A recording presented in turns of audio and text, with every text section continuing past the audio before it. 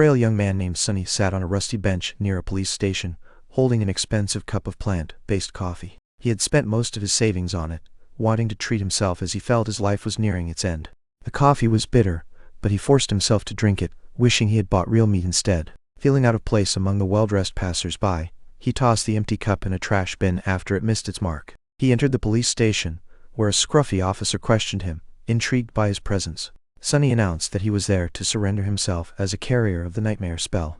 This caught the officer's attention, and the situation quickly intensified. The nightmare spell had emerged decades earlier, leading to widespread chaos as those infected fell into deep sleep and reanimated as monsters. Initially disregarded, the disease became a global crisis, but a group known as the Awakened managed to fight back and restore order. Sunny, however, felt that the spell did not concern him until he started experiencing symptoms himself. While many viewed being chosen by the spell as an opportunity, Sunny saw it as a threat. Had no family or resources to help him survive. Minutes later, Sunny was restrained in a chair in the police station's basement, where he became increasingly sleepy as officers prepared to handle his case. A seasoned officer entered and asked for his name. Sunny responded, explaining that he was called Sunless due to being born during a solar eclipse. The officer probed into whether he wanted family contacted, but Sunny indicated that he had no one. The officer instructed Sunny to stay awake as it was crucial to begin the process quickly. He asked Sunny about his knowledge of the nightmare spell. Sunny mentioned understanding that he would face monsters in the dream realm during his first nightmare and obtain magic powers. The officer clarified that while he would face monsters, some beings he encountered would be mere illusions, created to test him. Sunny, struggling to stay awake, listened as the officer detailed important aspects of the nightmare process. He emphasized that Sunny's outcome in the trial would depend on various factors, including luck and his combat abilities. Soon, Sunny's eyelids grew heavy, and despite trying to focus, he drifted into sleep. The officer's final words urged him to survive and avoid dying immediately to prevent a nightmare creature from entering the real world. As Sunny fell into a deep slumber, a voice welcomed him to the nightmare spell, preparing him for his first trial. Sunny dreamed of a great mountain, towering over others, illuminated by a bright moon. This mountain had an old road on one of its slopes, with paved stones peeking through the snow. To the right was an unyielding cliff, and to the left was a vast void, where strong winds howled in frustration. Suddenly, the scene changed as time flowed backward. The sun rose in the west, and soon, human bones appeared on the ground, only to vanish and be replaced by a slave caravan moving down the mountainside. Sunny was startled as he found himself in this nightmare spell, realizing he was shackled and suffering. The cold was unbearable, and his torn clothing provided no relief. He felt the sharp pain of the iron cuffs on his wrists and the dull ache in his feet. Confused and distressed, he scanned his surroundings and saw a long chain of slave workers like him, with a strong man leading the way and a restless man behind him muttering curses. Armed guards on horses passed by, watching with menacing expressions. Sunny felt lost. The situation was unlike the typical challenges faced by new aspirants, who usually had some power or weapons to defend themselves. He felt powerless as a slave, but he understood that the spell offered trials that would lead to rewards. Determined to improve his situation, he recalled advice from webtoons he had read, concentrating on words like status. This focus made glowing runes appear before him, displaying information that left him shocked. Sunny read the runes with horror, seeing that his aspect was that of a temple slave, described as useless and without skills. Distressed, he tried to shake off this overwhelming feeling, but his stumble on the chain drew ire from the men around him. The broad-shouldered man sneered, while the shifty guy threatened violence. The tension amongst them was palpable, as the strong man claimed they would all die in the cold, and the desperate man insisted he would survive. Another voice, softer and calm, spoke up, warning them about Sunny's unique situation, revealing that he was born a slave due to the recent destruction of the Shadow God's temple. The broad man dismissed the concern, but a soldier soon approached on horseback, looking noble and concerned. He noticed Sunny's suffering and offered him water, calling him a child. Sunny was irritated by the label, knowing he was not much younger than the soldier. Just as he was about to take the flask, an older soldier lashed out with a whip, causing Sunny great pain. The young soldier was reprimanded for showing kindness, learning that slaves were seen as less than human. The older soldier threatened him, demanding he keep his distance and treat the slaves harshly. As the soldier rode away, Sunny felt a surge of anger and hatred toward him, planning to take vengeance. The contrast of the mountain's cold and the cruel treatment they faced weighed heavily on Sunny as he navigated his new reality. The feeling of desperation was compounded by the realization that he had become part of a harsh world with little hope for immediate changes or escape. Yet beneath all the pain and fear, a flicker of resolve began to form within Sunny as he silently vowed to endure and survive, no matter the challenges ahead. For a short time, Sunny felt down but soon tried to shake it off and breathe in the fresh air.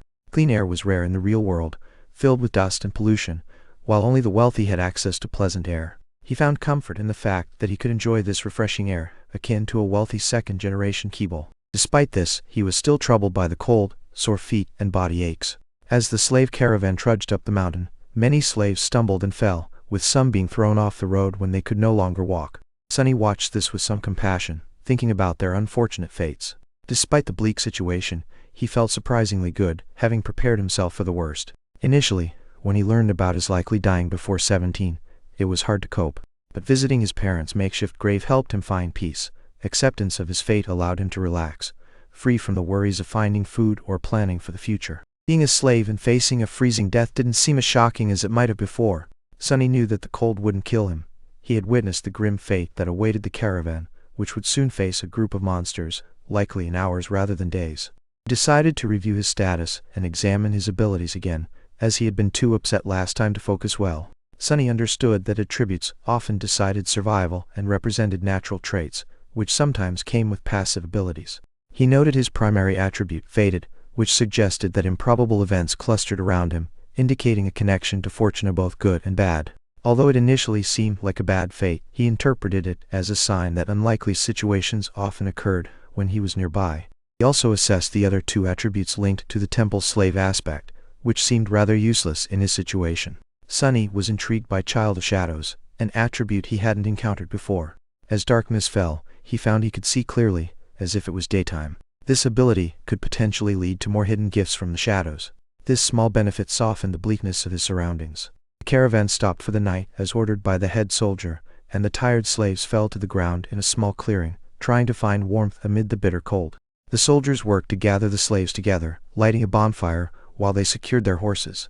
Sunny noticed a young soldier observing the mountain with an unusual expression. Once the fire was ablaze, stronger slaves edged closer, while weaker ones like Sunny remained at the outskirts, shivering. They were all still chained, limiting their movements.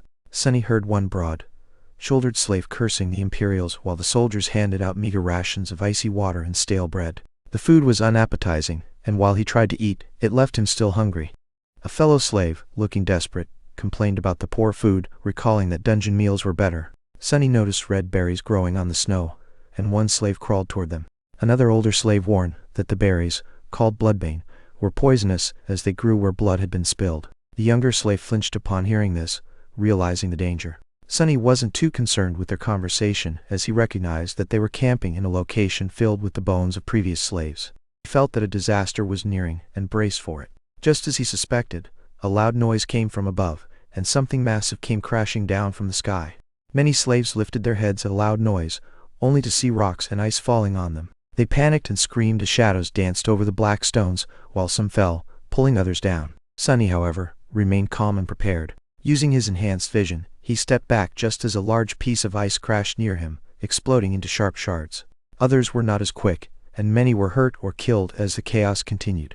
A veteran soldier tried to rally the slaves to safety, but before they could move, a massive creature crashed down between the caravan and the mountain wall. At first, it looked like dirty snow, but when it stood up, Sunny realized it was a horrifying monster. It was around 4 meters tall with stumpy legs, a hunched torso, long arms with claws, and 5 milky eyes. Its fur was thick, and it drooled, revealing razor-sharp teeth beneath.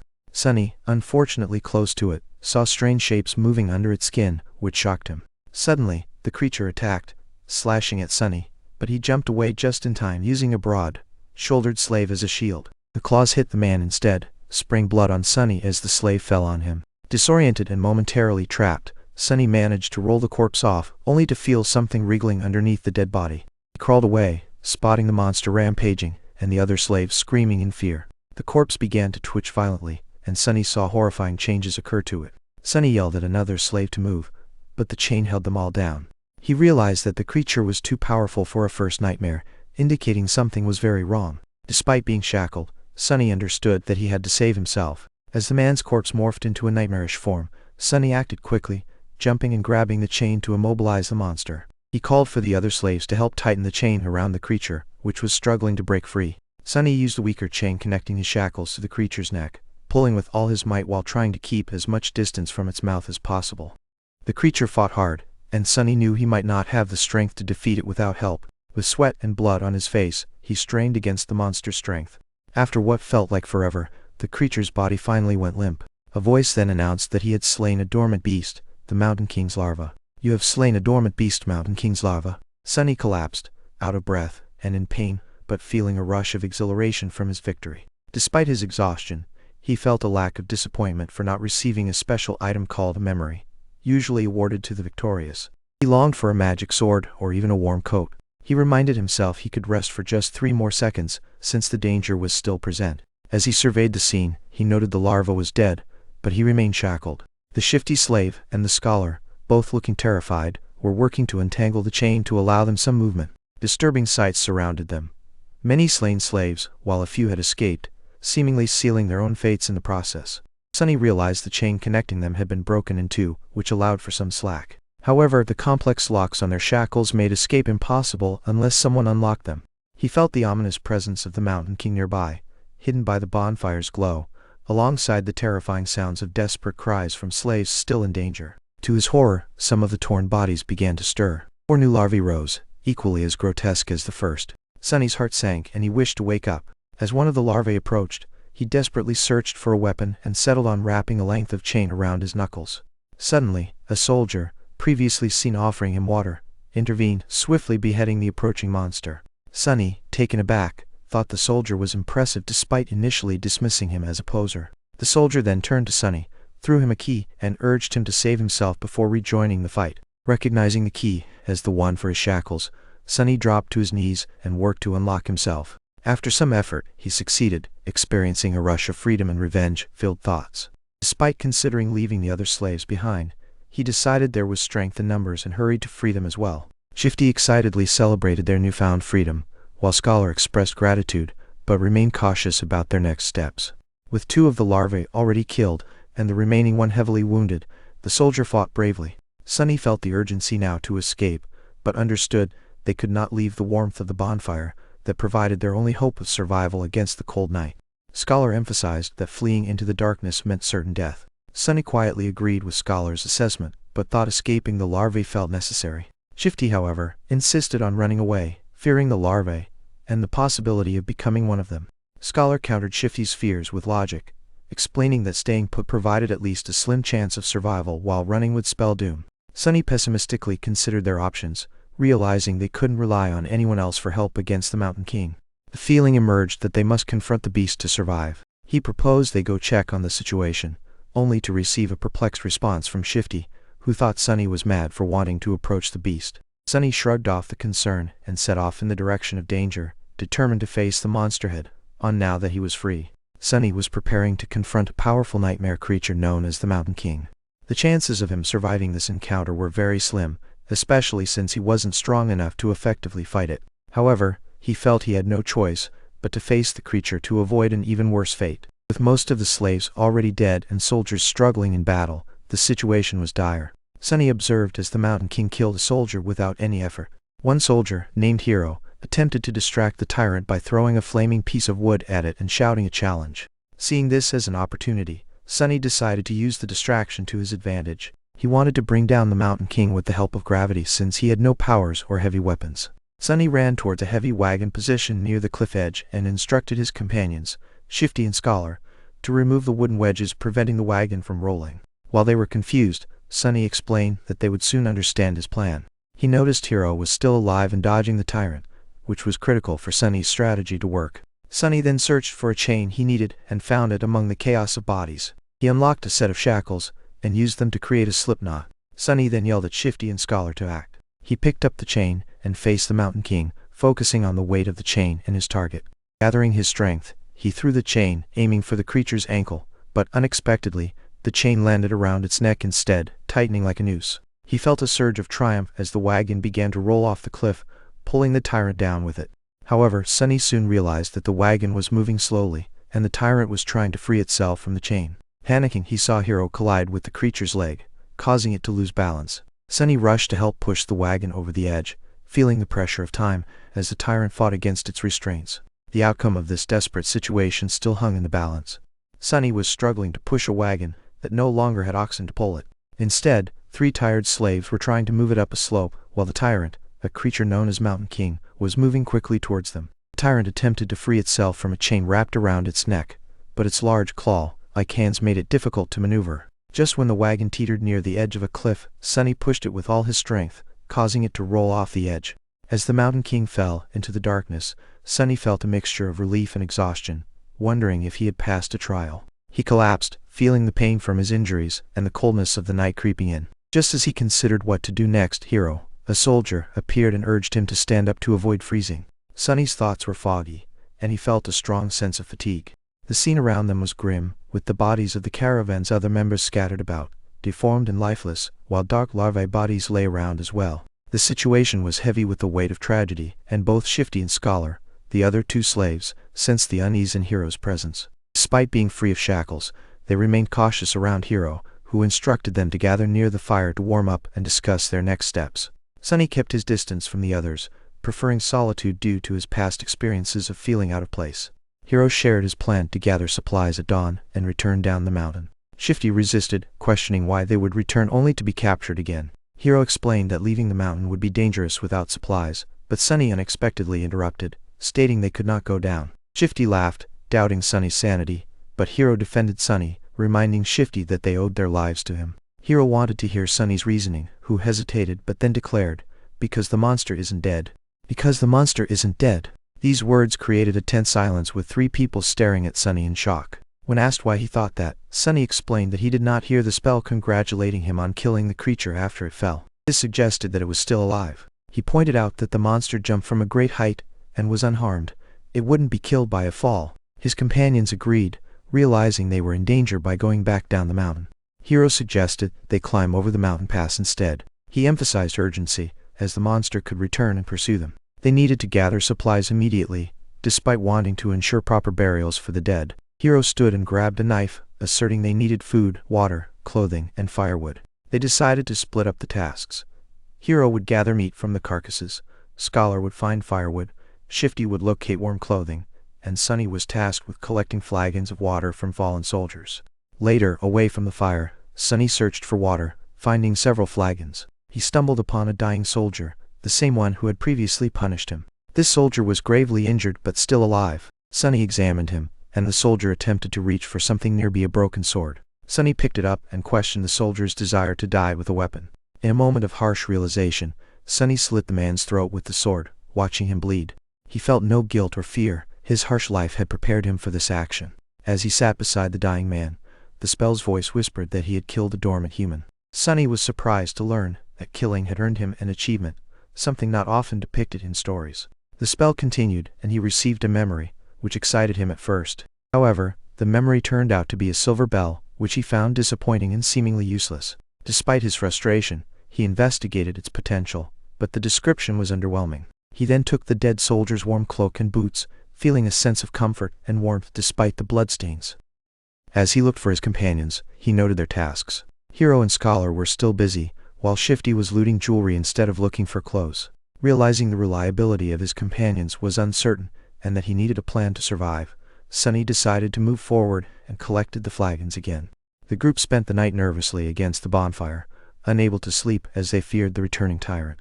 Only Hiro remained calm, sharpening his sword, which oddly comforted Sunny. As dawn broke and the air warmed, they gathered their supplies and prepared to leave the stone platform behind. Sunny took one last look, reflecting on the fate of the slave caravan and the uncertain future ahead.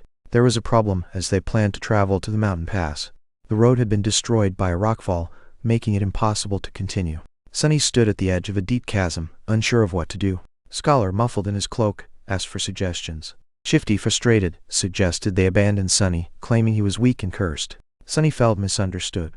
His bad luck was not the cause of their troubles, but a result of their doomed situation. Scholar insisted it was unwise to dismiss Sunny too quickly and suggested that he might be helpful later. Hiro intervened, stating clearly they wouldn't leave anyone behind and advised Shifty to focus on himself instead. With no other options, they decided to search for an old path that once led to the mountain's peak. Scholar recalled that remnants of this path should still exist above them. Despite the steep and dangerous climb ahead, they resolved to proceed. Shifty and Scholar took weapons from a dead soldier's body, but Sunny chose to leave behind his short sword to lighten his load. As the weakest member, he struggled with the ascent, finding it increasingly difficult as his muscles burned and his lungs ached. As he climbed, Sunny tried to think of pleasant things to distract himself from the torment. He focused on the potential rewards at the end of this trial, particularly the first nightmare's boon, which was crucial for those like him. Completing the trial would grant him the ability to perceive and interact with soul cores, essential for gaining power in the dream realm. He longed for the strength that would come from battling nightmare creatures, as their cores were the key to growth. There were also other benefits like being recognized as a dreamer, gaining access to the dream realm, and the chance to receive a powerful aspect ability with accompanying flaws. Sunny wondered what kind of ability he would receive, reflecting on how every individual had a unique journey. He doubted he'd receive a prestigious true name, but wished for at least some power. His thoughts darkened, making him feel more frustrated, as he realized how cold and late it was getting. However, his mental distraction did help pass the time as night was approaching. By the time they decided to stop, Sunny felt like he might faint. For hours of tough climbing, he was exhausted. Surprisingly, Shifty appeared to be in worse shape. His eyes were unfocused, his breath was shallow, and he seemed feverish. When Hero found a place to camp, Shifty collapsed on the ground without a word, unlike his usual angry self. He soon drank greedily from his flagon, ignoring Hero's advice to conserve water. Scholar looked drained as well, sweaty and with bloodshot eyes. Sunny, the weakest among them, was somehow handling the strain better. Sunny suggested melting snow for water, but Hero reminded him they might need to avoid making a fire to stay hidden, recalling their horror with the Mountain King. Hero chose a natural alcove in the mountain for their camp, with a fire safely hidden by rocks. They ate in silence, roasting slices of oxen meat, before Shifty and Scholar fell asleep, caught in nightmares.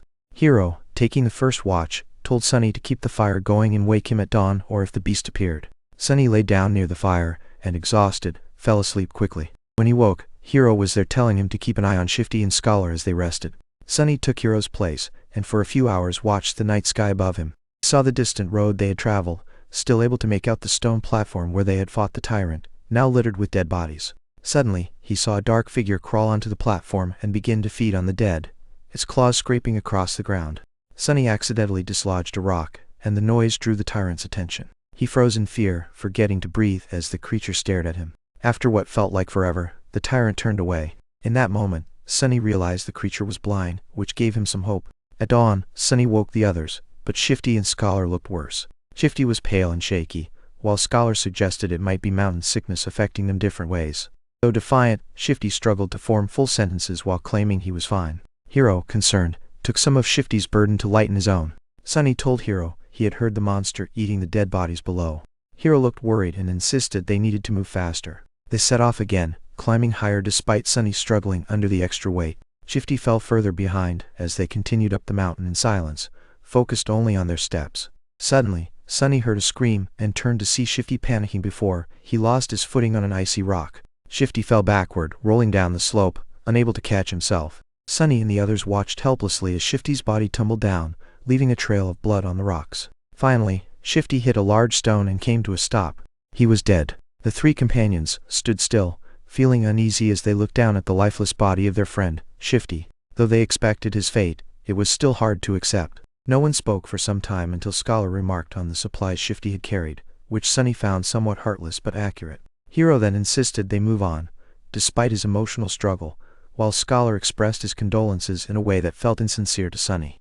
Distrustful of Scholar from their first meeting, Sunny felt guilty for Shifty's fate even though he believed it was deserved. As they continued their ascent, the harsh conditions grew worse.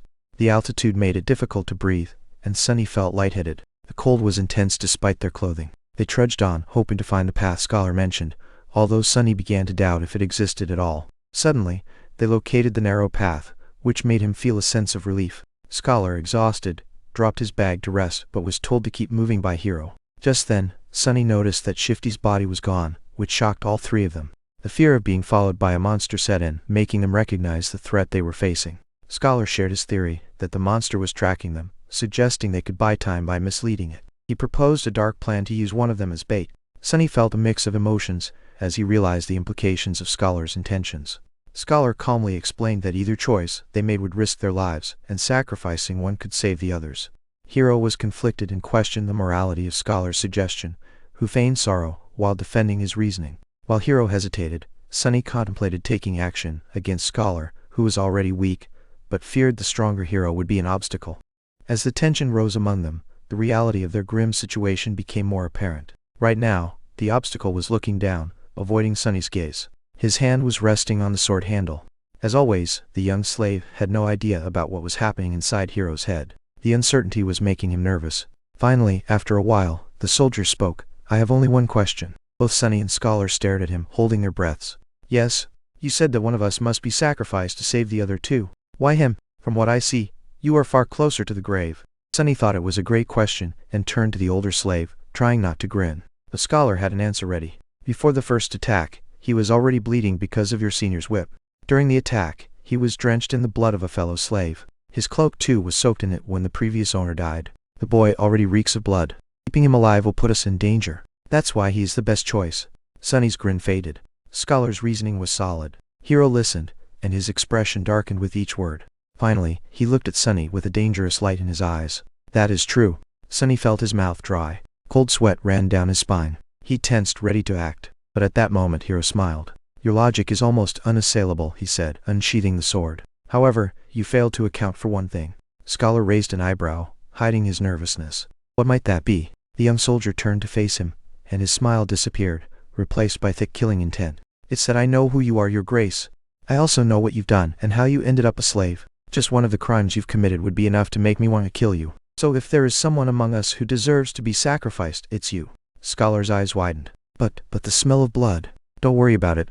I'll make you bleed enough to overpower whatever residual scent the boy carries. It all happened so quickly that Sunny barely had time to react. Hiro lunged forward with an almost inhuman speed. A moment later, Scholar was shrieking on the ground, his leg broken by one strike from the soldier's sword. Hiro then stomped on his other leg, producing a sickening sound of shattering bones. The shriek turned into a sobbing howl. Just like that, Scholar was finished. The brutality of Hiro's actions, so different from his graceful demeanor, sent chills through Sunny. Hiro looked at him calmly and said, Wait for me here. Then he grabbed Scholar and dragged him down the path, disappearing behind a rock. Soon, terrible screams echoed through the wind, leaving Sunny alone and trembling. Crap! This is too much. He could hardly believe how sudden and ruthless Scholar's demise had been. After some time, Hiro returned, acting like nothing had happened, which unnerved Sunny the most. After sorting through Scholar's rucksack and tossing most of the firewood out, Hiro placed it over his shoulder and turned to Sunny. Let's go. We need to hurry. Sunny nodded and moved forward. Now there were only two of them left. Although it seemed silly, Sunny felt lonely. Walking on the stone path was easier than climbing the mountain, and he began to feel that the end of this nightmare was near. They walked in silence until Hiro spoke. Don't feel guilty about what happened. It's not your fault. The decision was mine, and mine alone. Hiro was a few steps ahead, so Sunny couldn't see his face. Besides, if you knew this man's sins, it's better that you don't. Just trust me that killing him was an act of justice. Sunny thought to himself about the hypocrisy of trying to rationalize such actions. Not getting an answer, Hiro chuckled. You don't like to talk, do you? Well, silence is gold. They did not speak again, each lost in their thoughts. The sun set, painting the world in crimson shades.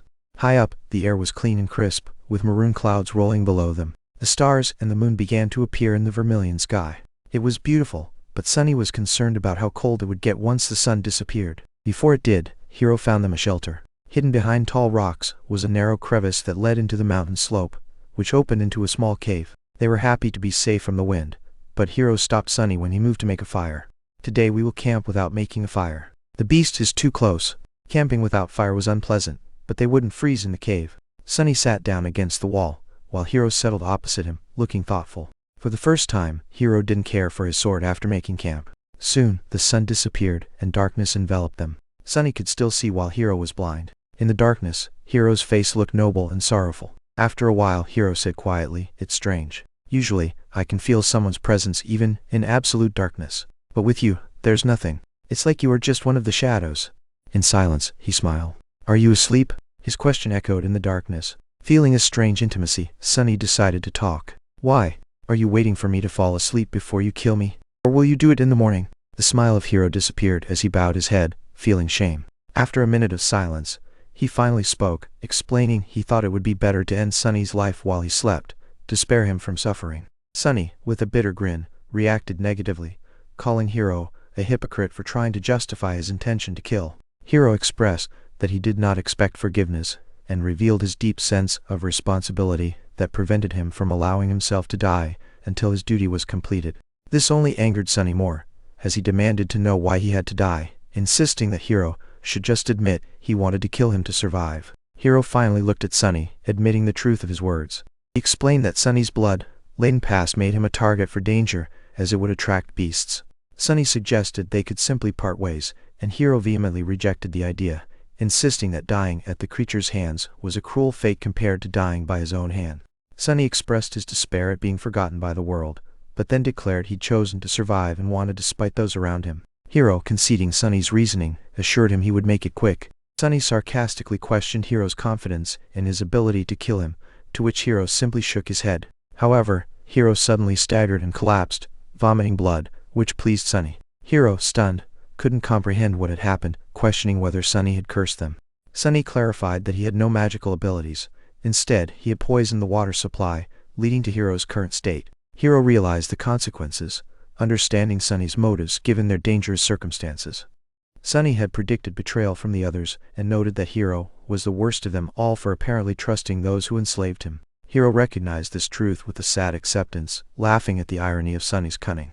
Sunny grew impatient, wanting him to die already, to which Hiro revealed that the poison could not kill him because he had a powerful soul core. As Sunny tried to flee, Hiro inflicted pain on him, and Sunny stumbled into the open air, but was trapped by Hiro's voice, realizing he had no chance against him in a fight. Hiro commanded him to turn around, drawing his sword while asking for any final words.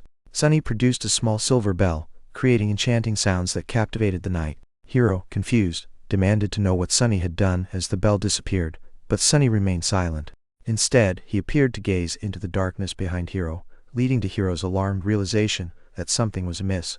Sunny found himself in a desperate situation with no options left. He couldn't confront the enemy directly without an advantage. The blood-bane poison he hoped would help was useless, and his ability to see in the dark didn't matter because the enemy, Hiro, had some way to perceive their surroundings even without light.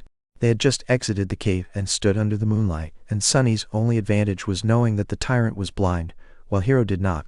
However, acting on that knowledge was difficult. Sunny decided to stay quiet and rang a silver bell, hoping its sound would attract the tyrant. He needed to stall time and hope for the monster's arrival. While he remained silent, Hiro grew increasingly angry and demanded answers, but Sunny did not respond, focusing instead on the growing danger behind Hiro. As Hiro began to realize something was wrong and turned, it was too late. The Mountain King, a massive figure, caught Hiro in its grip. Sunny, terrified, chose to flee, climbing higher on the mountain as Hiro screamed and fought back. But Sunny felt no guilt, thinking it was Hiro's fate to die alone. The scene shifted to Sunny, a young man with pale skin and black hair, reaching the peak of the mountain. He was in bad shape, covered in wounds and blood, and feeling overwhelmingly cold. Despite his pain and exhaustion, he pushed himself to keep moving, believing that reaching the peak would end his nightmare. At the top, he found a ruined temple that once looked magnificent, but was now broken. He felt a distorted sense of triumph over Hiro's death, reflecting on strength and cruelty, although pain continued to consume him. As he climbed the steps of the temple, a guardian creature sensed a flicker of divinity in Sunny and let him pass. Inside the temple, Sunny was drawn toward an altar, where he lay down in his fatigue. Just as he contemplated his impending death, he was interrupted by the Mountain King approaching him. As the creature advanced, Sunny resigned himself to his fate, but suddenly the voice of a spell echoed in the temple, proclaiming Sunny's sacrifice to gods that could not hear him. It revealed his soul bore the mark of divinity, and that he was a temple slave. At that moment, shadows in the temple came alive, ensnaring the Mountain King. The tyrant struggled, but was ultimately ripped apart by the shadow's power. Afterward, the temple returned to silence, and the spell informed Sunny that he had slain the Mountain King, and that his nightmare was over. Sunny found himself in a dark, endless space filled with stars, understanding that he was witnessing the inner workings of the nightmare spell. He thought it looked like a neural network and contemplated if the spell was alive, but did not linger on those thoughts. Instead, he eagerly awaited his reward from the spell's appraisal. He received a memory called Puppeteer's Shroud from the Mountain King, an awakened tyrant, a significant boost since it was of a higher rank than his current state as a dormant human. The ranks in this spell were categorized by increasing power, and this memory would greatly aid him once he entered the dream realm. Though he wanted to examine the memory, he was interrupted as the spell concluded its appraisal. The spell's voice echoed in the void, announcing the end of his trial and detailing the victories he achieved over various foes, including the Mountain King. Sunny felt a sense of pride at the affirmation from the spell, believing his chances of evolving his aspect were high. With the announcement, he was no longer an aspirant and was bestowed a true name, Lost from Light, something incredibly rare. This success filled him with joy as he realized he had become part of an elite group. The rewards continued as his aspect was presented for evolution. Sunny eagerly agreed, and it transformed into a new aspect named Shadow Slave, attaining the rank of divine. Stunned, he knelt in disbelief at the title of divine, realizing this rank was exceedingly rare, with very few having achieved it. He then reviewed the details of his aspect, which described him as a miraculous shadow of a dead god, imbued with strange powers but bound to a fate of longing and loneliness. His innate ability, Shadow Bond, allowed him to find a master by revealing his true name, binding him to their will. This condition was concerning for Sunny, and he resolved to keep his true name hidden to maintain his free will. Though he would lose some advantages of revealing his true name, having a divine aspect outweighed these concerns. The rarity of such an aspect thrilled him, knowing it was nearly mythical. With high ranks like Ascended and Transcended being guarded, he relished the power he now possessed. He felt proud and a bit arrogant, but remained cautious of the implications of his new ability. The spell interrupted his thoughts, signaling that the first seal was broken and it was awakening dormant powers. Sunny felt something awakening inside him, leading to a startled cry as he clutched his chest and stared into the darkness, trying to comprehend the sensation.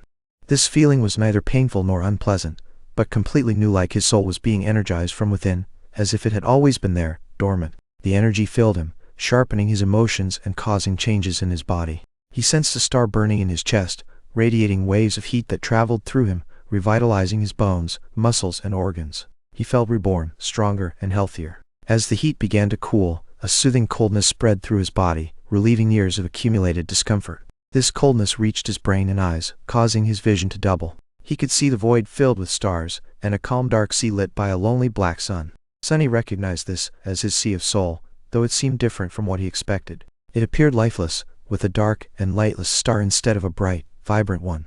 He noticed the black sun was actually transparent, blending into its surroundings due to the lack of light. There was a lingering feeling that something was moving in the darkness, just out of reach of his vision. Dismissing it for now, Sunny focused on the black sun and noticed two spheres of light orbiting Ithai's memories, Silver Bell and Puppeteer's Shroud. He anticipated more spheres would join them in time. Suddenly, the spell's voice interrupted him, announcing the awakening of his aspect ability.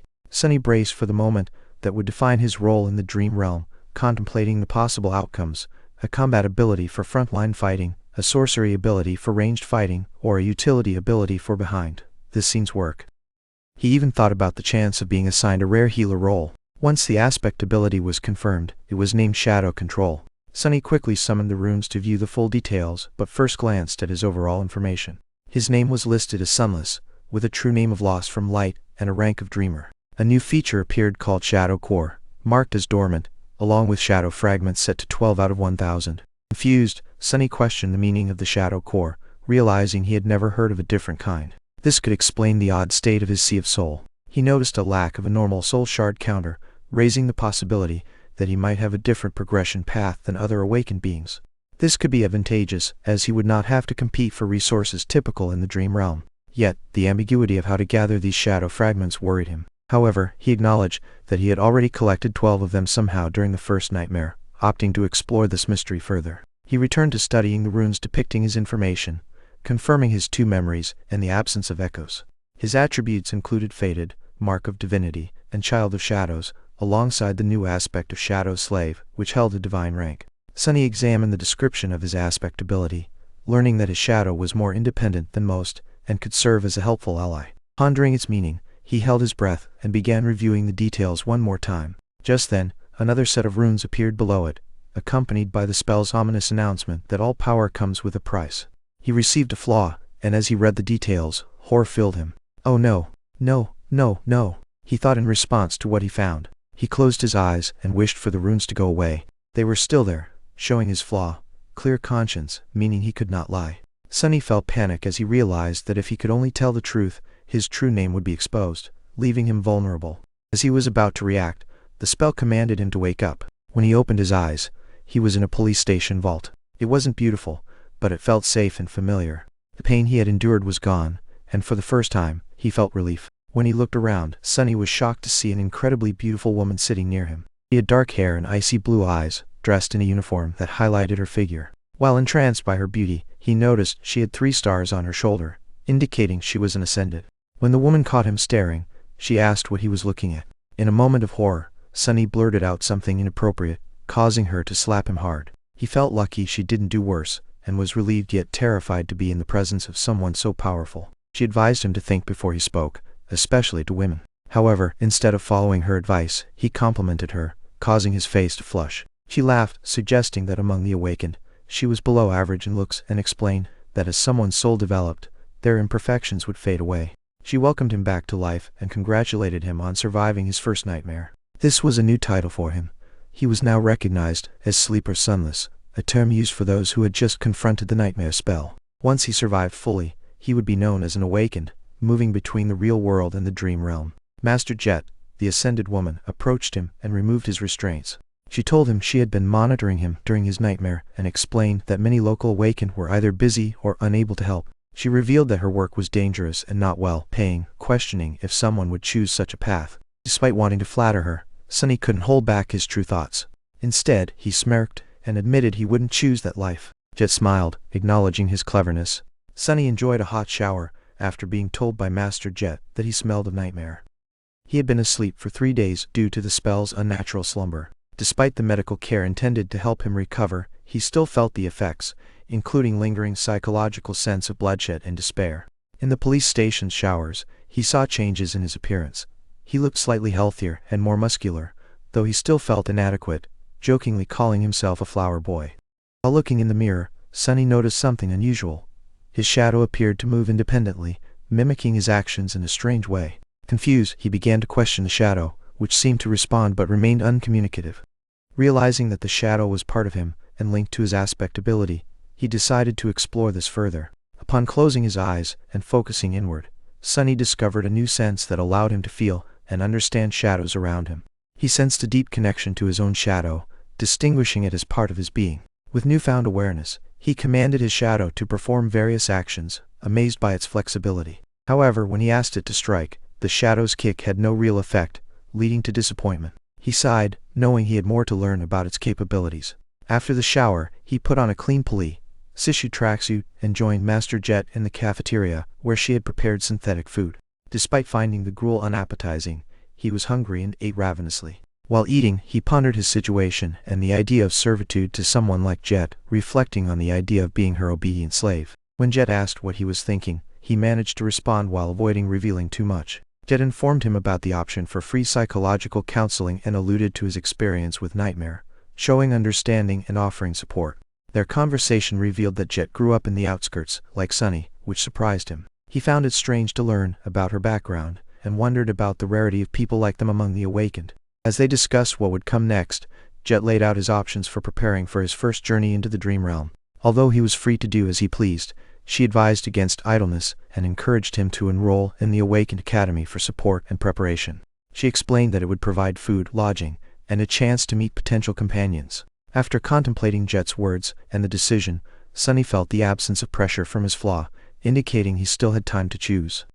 Ultimately, he decided to accept Jet's offer, expressing his interest in attending the academy for the resources and help it offered. Sunny stood before the large red gates of the Awakened Academy, a fortress-like structure designed to keep out even the most fearsome nightmare creatures.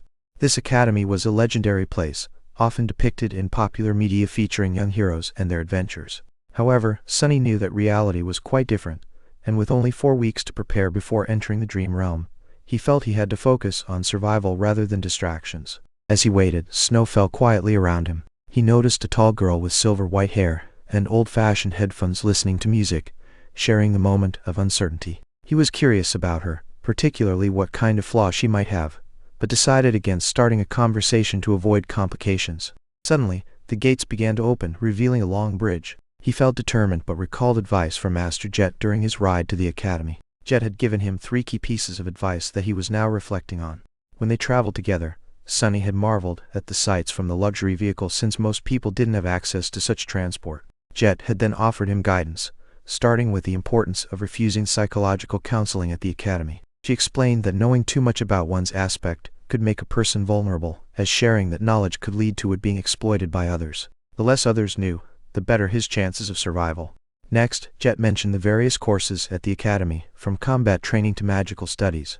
However, she advised him to focus solely on wilderness survival. He realized that while he had faced powerful foes in the nightmares, the real danger often came from nature itself. He needed skills to thrive outdoors, such as making a fire, finding food, and securing shelter. This realization struck him hard. He had been too focused on fighting and had neglected these crucial survival skills.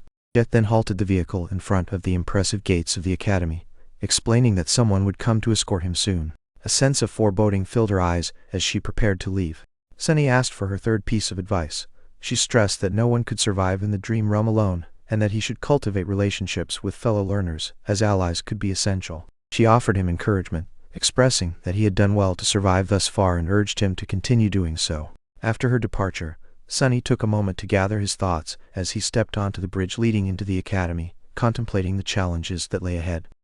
With some apprehension, he acknowledged that keeping his flaw and aspect secret, learning to survive, and being cordial with others would be his tasks for the next few weeks. Yet, a nagging feeling told him that this period might prove to be even more difficult than his past experiences in the nightmares. The silver-haired girl moved ahead, and Sunny felt compelled to follow her into the unknown. The sleeper part of the compound at the academy is small and located in the south, surrounded by fields and parks. The building, made of reinforced materials, has a modern design.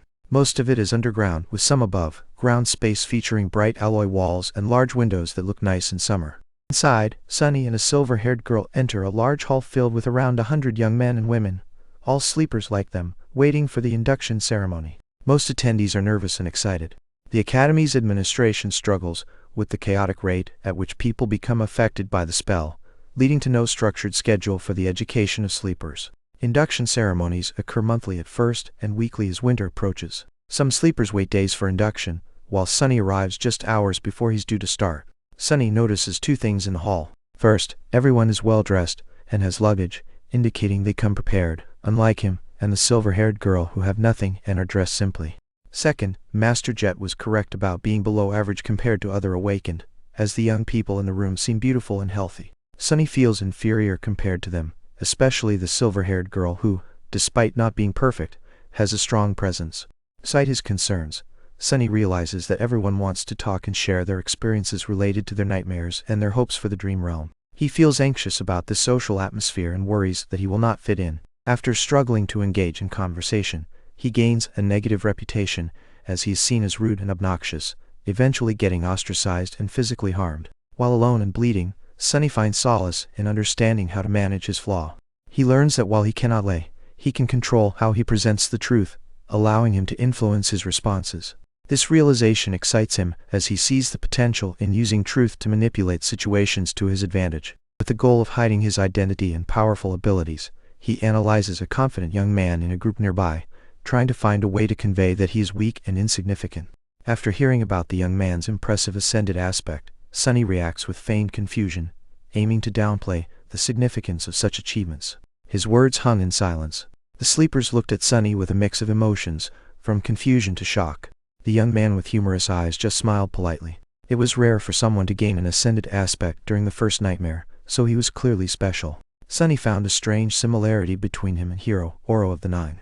There was a calculating coldness in their eyes that reminded him of veterans from street gangs, a coldness they referred to as murder math. Sunny felt uneasy about confronting such a person. After a brief silence, one of the young man's companions spoke, suggesting Sunny didn't grasp the importance of the spell and praised Castor's remarkable results. He added that Castor was a legacy, a descendant of an awakened clan trained for the spell from a young age, making them formidable. Sunny felt bitter about the situation. Sunny challenged the viewpoint that an ascended aspect was remarkable, sarcastically asking about their achievements. The sleepers' confusion began to turn into hostility. One listener asked Sunny what his appraisal was. Sunny claimed it was glorious and of divine rank. The group reacted with skepticism, as no one had ever claimed a divine aspect before, but a hint of doubt lingered about Sunny's background. To undercut any remaining doubt, Sunny claimed he was just an outskirt rat with no training and mocked Castor's mere excellent achievement. The expressions of the sleepers changed as they doubted his story. Castor, smiling politely, asked Sunny about his achievements in the nightmare. Sunny, feeling confident, claimed he killed an awakened tyrant without lifting a finger, though the truth was he had merely spat blood at the altar, leading to the monster's demise. Laughter erupted among the sleepers, some calling him mad. Sunny grew angry but held back his feelings, insisting his story was true. When pressed for details, he recounted that he had also killed an awakened swordsman by shaking a finger, a twisted version of the actual events. The group ridiculed him further, seeing him as a fool and a weakling. Castor looked at Sunny for more accomplishments. Sunny proudly stated he had communicated with dead gods, claiming one even blessed him. The sleepers responded with disbelief and pity. Castor, observing Sunny's outrageous claims, stated that compared to Sunny's achievements, his own seemed average and thanked him for sharing. Sunny walked away, feeling pleased with himself. He believed that his performance had successfully obscured the truth of his powerful aspect and noteworthy accomplishments. He recognized that people would now see him as weak and untrained, even think him insane or foolish. Whenever anyone questioned his aspect, they would laugh, preferring not to believe he was notable. As he walked away, he overheard a sleeper asking Castor why he didn't confront Sunny for belittling him. Castor responded, suggesting that Sunny likely lost his mind in the nightmare and might die soon, so he showed kindness. Sunny felt a chill despite knowing Castor was mistaken. Satisfied with his performance, Sunny walked back to a deserted corner of the hall, feeling the mockery, contempt, and pity from others around him. No one seemed willing to stay close, which suited him fine as he wanted to be left alone. However, he questioned if their reactions were a bit too much, considering he wasn't carrying an infectious disease except for the spell, which wasn't really a disease. Eventually, he made his way to the corner, where only one girl sat quietly on a bench. The girl was delicate, demure, and very pretty. Her neat but simple clothes looked tasteful, and with her pale blonde hair, big blue eyes, and exquisite face, she resembled a beautiful porcelain doll. But something seemed off about her. After pondering for a moment, Sunny realized she was blind, which startled him. He composed himself and sat down at the opposite end of the bench. He thought about how she wouldn't have survived the first nightmare if she had been blind before entering the spell. Losing her sight must have been her flaw. This realization made Sunny feel apprehensive. A cold sensation spread through him as he considered the severity of her situation. No matter what aspect ability she had gained in exchange for her sight, it essentially meant a death sentence, since a blind person had very little chance of surviving in the dream realm without a strong core. In a sense, she was already like a corpse. Feeling disturbed, Sunny looked around at the crowd of sleepers and understood why they avoided this corner. The girl seemed surrounded by an invisible aura of death that made everyone uncomfortable. People typically weren't superstitious, but the presence of the blind girl made even the strongest feel uneasy. Observing the crowd, he noticed how they were grouped based on their situations. At one end of the hall, some small groups of confident young people stood. These were the legacies, trained from birth for the spell, and they had the highest chances of survival. An individual named Castor stood out among them. Next to them were several excited and slightly nervous young people from affluent families who had hired good private tutors, giving them decent survival odds. Then, there was a larger crowd from middle-class families who received a fair education. They might have had some private training, but success depended heavily on their effort and luck, which left them feeling tense and anxious. Finally, there were Sunny and the blind girl, viewed as corpses with almost no chance of survival. This was how the young sleepers instinctively separated themselves. The only exception was a silver-haired girl who stood apart, seemingly unconcerned about the tension around her as she leaned against a wall with her eyes closed, listening to music. Regardless of their training, everyone in the hall was growing tired of waiting. Sunny felt irritated as he wondered when the induction ceremony would begin. Just then, a tall man in a dark blue uniform appeared on stage. He looked almost giant-like, making Sunny joke internally about whether the man's mother had sinned with a bear, even though bears had gone extinct long ago. The man had broad shoulders, an athletic build, and a majestic brown beard. His calm and serious eyes surveyed the crowd. When his gaze fell on Sunny, it made him nervous, fearing the man might have a telepathic ability. The man returned his attention to the crowd and spoke in a deep voice, introducing himself as Awakened Rock. He welcomed the sleepers to the academy, stating that in less than a month, they would be summoned to the dream realm. He warned them that many might feel prepared, but assured them they were wrong, explaining that the spell is merciless, and many experienced individuals could easily perish. He had witnessed many sleepers, and even masters, lose their lives, reminding them that survival ultimately rested on them alone. The increasing fear in the eyes of the sleepers who lacked the legacy training was palpable. Rock declared they were no longer children, despite the spell making them confront harsh realities. Sunny felt a bit excluded, as he was already familiar with these warnings, realizing Rock's intention was to instill fear in them, fear that could help them survive in the future. After pausing to let his words sink in, Rock prepared to explain the differences between nightmares and the dream realm, indicating to the young sleepers that important lessons were about to be shared. Sunny was very interested in understanding the differences between dreams and nightmares. He realized that reality within the spell was not like what was shown in movies or culture. It was important for him to learn from someone with real experience in the dream realm, so he listened closely to Awakened Rock. Awakened Rock explained that most people know nightmares impact the real world, as they can cross over if someone dies in the first nightmare, which is why Master Jet was prepared. The first nightmares are unique to each person, but starting from the second nightmare, they become more dangerous and can spawn many nightmare creatures in the real world, if not contained. This could lead to devastating destruction for civilians. Awakened Rock emphasized that the main goal is to enter the dream realm, find the nightmares, and prevent them from causing harm. The dream realm is vast and mostly lifeless except for nightmare creatures, corrupted ecosystems, and awakened people. Long ago, however, it was home to advanced civilizations, though little is known about them today. He noted 4 main differences between the dream realm and nightmares. First, the dream realm lacks a predetermined story, allowing exploration, but it requires strength to survive. Second, no ordinary people live in the dream realm, only monsters, some capable of mimicking human appearances. Third, dying in the dream realm doesn't allow nightmare creatures to enter the real world, which eases the burden on the awakened. Lastly, in the dream realm, there are no limits on the creatures one might encounter, and they could vastly outmatch a player. He advised the group to stay near their level and be careful of overestimating their abilities. Awakened Rock informed them that when the solstice arrives, they would be drawn into the dream realm and should stick together to find a human citadel, which is crucial for returning to reality. If unable to locate the citadel, they should search for a gateway, overcoming its guardians to survive. After his instructions, he told them to find their dormitory and that there would be interviews later to prepare their schedules.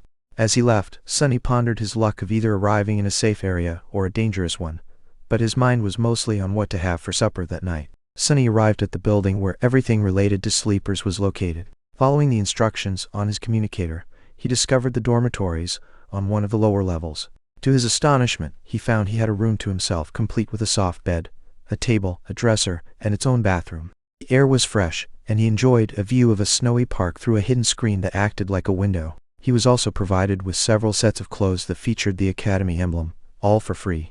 This seemed extravagant to Sunny, who came from a much humbler background, and he reflected on how far he had come. Feeling pleased, he changed into the new clothes and admired himself in the mirror. He remembered he had time to study the puppeteer's shroud, a memory that had been unlocked. It told the story of a king who was turned into a puppet by doubt, and how his remains were used to create armor. Sunny felt somewhat uneasy reading about it, but summoned the armor, which wrapped around him in black threads, forming a set of dark, gray light armor that did not restrict his movements or make noise. He felt this armor would provide protection, especially against weaker creatures, and he sensed it might even guard against mental attacks. After dismissing the armor and feeling satisfied, Sunny left his room to head to the cafeteria. Here, he found the food just as lavish as his accommodation, with delicious meat and various side dishes available in abundance. He enthusiastically collected a mountain of food, reveling in satisfying his hunger. Sunny thought about how he could have enjoyed such meals for a long time and wondered why he had not arrived at the academy sooner. After finishing his meal, he reluctantly left to meet with the academy personnel. In a small office, Sunny met a friendly administrative worker, who immediately began an interview. Following advice he had received, he declined psychological counseling. The worker then asked about Sunny's aspect, and even though he wanted to keep details private, he knew he had to answer. The questions were framed in a gentle manner that made Sunny feel at ease, allowing him to give vague answers about his powers. He managed to create an impression that his aspect was possibly weak and utility-focused. After the interview, Sunny returned to his room, changed out of his clothes, and went to sleep. He expected falling asleep for the first time after the nightmare would be hard, but he found it surprisingly easy and restful in his comfortable bed. The next morning, Sunny woke up feeling energetic and went to breakfast. The cafeteria was crowded, and he quickly realized the only seat available was next to the blind girl from the previous day. With few options and feeling somewhat uncomfortable, he sat down at her table. The awkwardness grew as he tried to focus on his food while sharing space with someone he felt distant from. Suddenly, a stir among the sleepers caught his attention. He looked up to see a crowd gathered around a large screen displaying a ranking of the new sleepers according to their abilities. Curious, he found his name near the bottom of the list, with only the blind girl, whose name was revealed to be Kasha, ranked lower than him. As the commotion intensified, he noticed the name and portrait of a silver-haired girl at the top of the list, with surprising awe expressed by the others around him. The girl was named Nephis, identified as the changing star, which sparked both excitement and confusion among the gathered sleepers. So, the silver-haired girl, Nephis, received a true name in her first nightmare. Sunny had to face Hero and Mountain King with a useless aspect to obtain his own, which seemed to please the spell. He wondered how Nephis got hers. The sleepers in the cafeteria were shocked by this news, filled with astonishment, fear, and admiration. Listening to their whispers, Sunny felt a childish urge to shout, "Me too! I have one too," but kept quiet. Sunny noticed Castor staring intently at the screen, not at the true name, but at Nephai's name, which seemed to matter more to him. Curious, he wondered if they knew each other, considering Nephai came to the academy in a tracksuit. He then spotted Nephai sitting quietly, lost in her thoughts, and holding a coffee. Discussions among the others suggested that a sleeper having a true name was improbable. They speculated if she had lied in her interview, but they doubted that his deception would be too easy. Casually, someone suggested asking her, and suddenly everyone stopped talking to stare at Nephai. She noticed them and asked him, "What?" Castor approached her, introducing himself and asking about her trial, but it seemed they didn't know each other. Nephai smiled and casually responded, "It is what it is." After that, she returned to her coffee, dismissing the conversation, leaving Sunny wondering about the mystery surrounding her. The wilderness survival classroom was empty except for a lively instructor named Julius. He welcomed Sunny warmly, who introduced himself as Sunless. Julius found the name ominous, but appropriate for the subject. When Sunny mentioned he chose this course based on advice from Master Jet, Julius's excitement peaked, revealing that Jet was a feared figure known as the Soul Reaper.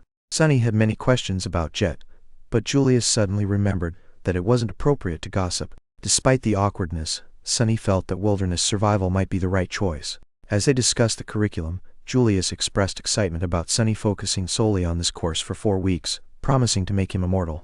Sunny's lessons began well, but soon overwhelmed him with its complexity. Julius remained patient as Sunny struggled, teaching diverse topics that included languages of the dream realm. Despite feeling exhausted and missing meals, Sunny planned to explore what his shadow could do before dinner. Sunny believed that his shadow could do more than just follow him, it could be a valuable assistant. He wanted to discover how to use shadow control effectively. He felt that some instinctive knowledge was deep within him, possibly given by the spell or inherent to all awakened individuals. By concentrating on his body and spirit, he was able to control his shadow to perform simple actions, which soon felt natural to him. Once he was comfortable, he commanded the shadow to separate from him and walk across the room. To his amusement, he found himself without a shadow, realizing this experience was anything but scientific. As his shadow moved away, Sunny felt a split perception, one from his own body and the other from his shadow. Focusing on his shadow, he was surprised to see through its eyes, feeling excitement at this new ability to scout covertly. With his Child of Shadows skill for stealth and shadow control for reconnaissance, Sunny envisioned himself as a perfect spy, gathering information without danger. While he liked the idea of stealth, he was not interested in being an assassin, since he couldn't enhance his combat abilities yet. He decided to test his shadow's new skill, and commanded it to slide under the door to observe outside. Sunny watched as his shadow moved silently along the hallway, listening in on sleepers' conversations. He found himself blushing at the idea of using his shadow for inappropriate activities, but reminded himself of his reputation and chose to refrain from such actions.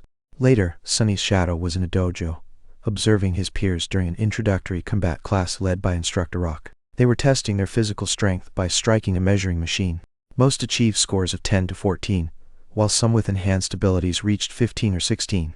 Nephai, a standout sleeper, achieved a score of 16, and Sunny was left expecting more. Castor, on the other hand, delivered a powerful blow that registered a stunning 21. After a brief evaluation, the sparring began. Nephai faced her opponents with calm precision, defeating each one efficiently. Sunny watched in awe, feeling uneasy as Nephai's fighting style seemed robotic and ruthless. Despite her calm demeanor, Sunny wondered what he would do if she were to become an enemy.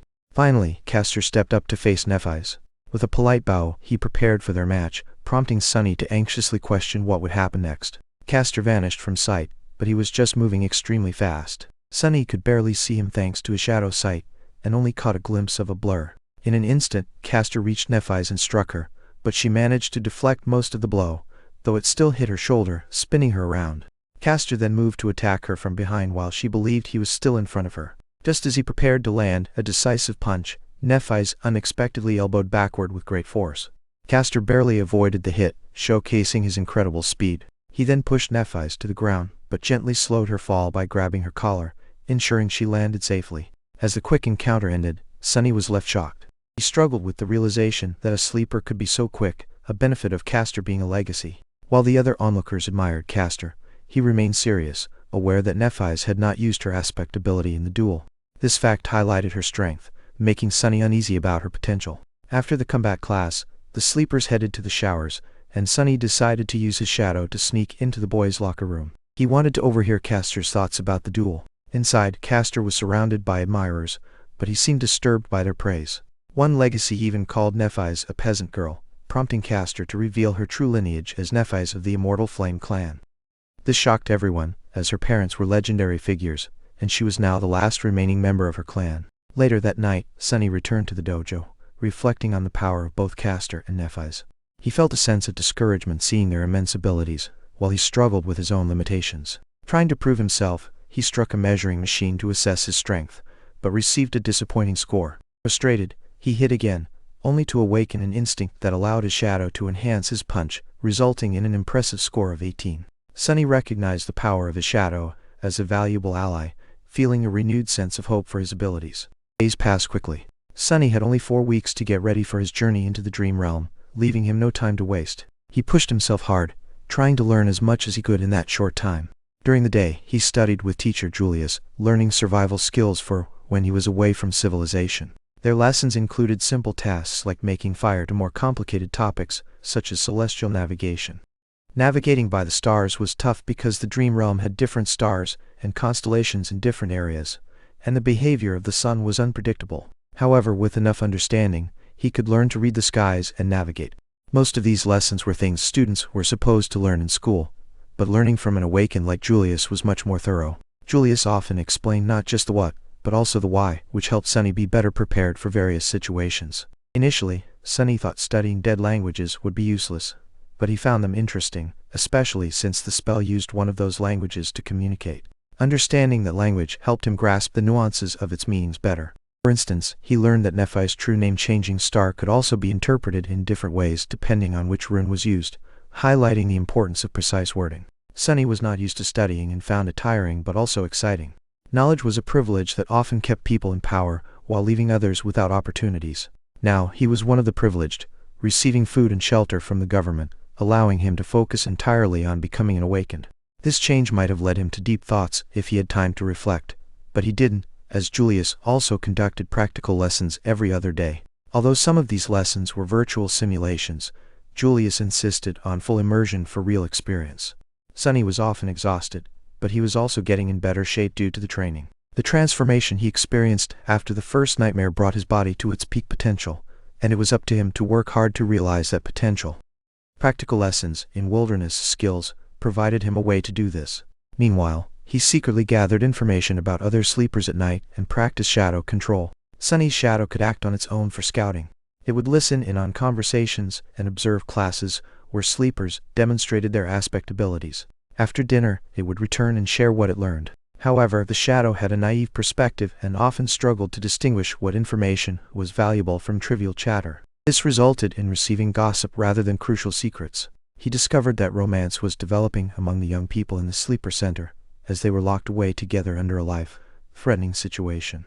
Many felt life was short and chose to embrace the moment, leading to passionate connections. Sunny, however, remained distant. He had already established a reputation as an unlikable person, had no time for relationships, and was cautious about revealing his true name. Aside from gathering information and understanding various aspect abilities, Sunny experimented with shadow control. He realized his shadow could enhance objects, not just his body. If it wrapped around a weapon, it would hit harder, and if applied to armor, the armor would become tougher. This enhancement was substantial, effectively doubling the strength of the items. If used properly, this ability could make him a powerful figure among the sleepers. While many aspects could improve speed, damage, or defense, none were as flexible and effective as Shadow Slave. Coupled with other shadow abilities like Shadow Sight, Shadow Step, and Shadow Scout, it was truly remarkable. Days turned into weeks, and before Sunny realized it, the winter solstice had arrived. On the winter solstice, Sunny woke up feeling tired and unable to shake the sleepy feeling that engulfed him. Despite trying to overcome it, he wrapped himself in a blanket and stayed in bed. This sense of tiring sleepiness reminded him of dark times, including the period before his first nightmare and when he was close to dying from hypothermia. He realized this was his last day on Earth for a while, as the spell would take him to the dream realm that night. He felt anxious about what awaited him in that broken magical world, hoping for good luck and an absence of disaster. Sunny had already prepared as much as possible for this moment, having studied and trained hard while keeping his secret intact. His aspect was strong, and his will to survive had been tested deeply by past hardships. Feeling ready, he got out of bed to enjoy his morning routine, knowing this could be the last time he enjoyed a hot shower and a good breakfast. However, he found himself lacking in appetite. In the cafeteria, other sleepers sat quietly, absorbed in their own thoughts, despite the usual noise and laughter. Even the legacies remained subdued. Sunny decided to try adding sugar and milk to his coffee, as many others did, and he took his seat next to Kasha, a blind girl. Though they had never spoken before, she suddenly turned to him and wished him a happy birthday. Sunny, surprised, remembered he was turning 17 but wondered how she knew. He decided not to pursue the matter further and thanked her, feeling relieved when she returned to her silence. As Sunny sipped his coffee, he reflected on reaching his 17th birthday, something he once doubted he would see. He thought about those who had celebrated with him in the past, but he pushed those memories aside to stay positive, thinking about celebrating next year when he would be awakened. After finishing his coffee, he left the cafeteria. Not having classes, Sunny visited teacher Julius to say goodbye. Julius became emotional, offering multiple last tips and promising to apply for a position for Sunny after he became awakened. Grateful, Sunny thanked him and left. As sunset approached, Instructor Rock gathered the sleepers to lead them outside. Outside, other awakened were leading sleepers to the Academy's medical center, which resembled a shrine. The center was equipped with advanced technology and skilled healers who would support the sleepers' bodies while they journeyed into the dream realm. However, whether they returned depended on their resilience. Inside the medical center, instead of heading directly to the sleeper pods, Rock led them to a quiet gallery illuminated by the sunset. There, rows of wheelchairs held silent individuals with blank expressions, their stillness unsettling Sunny. These people were called Hollow, once either sleepers or awakened who had lost their souls in the dream realm. Instructor Rock warned them that if their spirits were destroyed, they might end up like these empty figures. After this chilling lesson, the sleepers were taken to their rooms to prepare for entering their pods. In one room, Kasha anxiously navigated the space while crying, feeling lost. In another room, Castor, a proud legacy, muttered a strange phrase while trembling. Nearby, Nephi's, the last daughter of the immortal Flame clan, grimaced with pain as a bright light grew beneath her skin. In another place, Sunny's own shadow seemed indifferent to his question about readiness, leaving him feeling the weight of uncertainty. With a sigh, Sunny acknowledged his own apprehension as he stepped forward and entered his pod. As darkness engulfed him, a voice welcomed him to the dream realm. Sunny expected to see the place where he would arrive in the dream realm from above, like in the first nightmare. Instead, he suddenly found himself submerged and unable to see anything. As he opened his mouth to scream, salty water filled it, causing him to choke. Despite the darkness, his special affinity for shadows helped him understand which way was up and down. Thanks to the swimming lessons from teacher Julius, Sunny calmed himself and swam upwards. After a few tense seconds, his head broke the surface, allowing him to gulp in air. As he caught his breath, he looked around to find himself in a dark expanse of water, with an empty black sky above him. Panic set in as he wondered if he had fallen into an ocean. Just then, he noticed a dorsal fin moving towards him from a distance. Worried, he realized he could see it clearly despite the distance. The fin was enormous and quickly approaching. Feeling fear, Sunny swam frantically towards a dark mass he spotted in the water. He swam as fast as he could, but the creature seemed to be getting closer much more quickly. In a moment of desperation, he commanded his shadow to wrap around him, doubling his speed. Just before the creature reached him, he grabbed hold of the black mass and pulled himself onto it, rolling onto a rocky surface. Sunny was terrified to see the creature's giant jaws emerging from the water, with teeth as tall as he was. To his surprise, a colossal tentacle then broke through the water, grabbing the monster and pulling it back down, leaving the surface calm once again. He realized that the creature was not after him, it was trying to escape. A few minutes later, reassured that he was safe for now, Sunny took the chance to explore his surroundings. The mass he had climbed onto was a platform made of stone, about 12 meters in diameter. It appeared to be flat and somewhat dry, looking more man-made than natural. He soon noticed that he was wet, cold, and naked, but there was no one around to see him. He summoned the puppeteer's shroud, which covered him in dark, gray garments and warm boots. Feeling much safer, Sunny sat down in the center of the platform, away from the water, and tried to recall any unique features of the dream realm that he had explored, but nothing matched this dark void. He doubted anyone had returned from this place alive. Choosing to wait, Sunny hoped for something to change over time. He instinctively searched for his shadow, which he could barely feel in the surrounding darkness. He acknowledged it for its earlier help and laid down, using his hands as a pillow while staring into the black sky. The sound of the waves was oddly calming, and he gradually lost track of time as he lay there, eyes closed. Eventually, he sensed a change in the sound of the sea, as if something was shifting. Opening his eyes, he noticed a corner of the sky turning gray, and a pale sun beginning to rise in the horizon. A new day had come to the starless void, and with that, the dark sea surged. The scene opens with Sunny observing the black water of the sea as it begins to recede rapidly at dawn. He is initially shocked when he realizes that the water level is dropping, revealing wet rocks where his circular stone platform used to be submerged. As the tide continues to retreat, he is left standing on a cliff, far from the once turbulent waters, and he sees a large expanse of coral structures rising from the depths. These coral formations resemble a strange, crimson forest, stretching as far as he can see, creating a maze-like environment full of cliffs and pits. Sunny is surprised to find the sea completely disappeared, with only remnants like black sea, weed, and coral visible. Although he feels dizzy from this revelation, he is cautious about descending from his platform, fearing the potential return of the sea or hidden dangers below. Despite his apprehensions, he decides to explore and sends his shadow down to investigate the surroundings. The shadow is able to navigate down the cliff, as it is not bound by gravity. As Sunny communicates with his shadow, he reflects on giving it a name, but is met with silence. Instead, the shadow explores the coral labyrinth below, which proves confusing and challenging to navigate. There are paths that lead to dead ends and dark tunnels. He grows frustrated trying to memorize the layout, deciding to send the shadow up over the coral formations instead.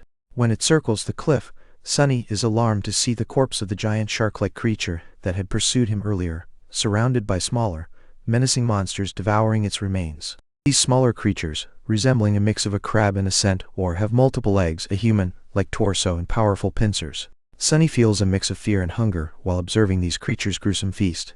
He realizes the labyrinth seems empty because all of its inhabitants are engaged in this devouring ceremony. Commanding his shadow again, Sunny asks it to look at the cliff he is on, feeling uneasy about its appearance. The shadow perceives the cliff as part of an enormous statue of a knight, missing its head and holding a giant sword. The scale of this ancient statue is astounding, and Sunny realizes he is standing on the neck of this figure.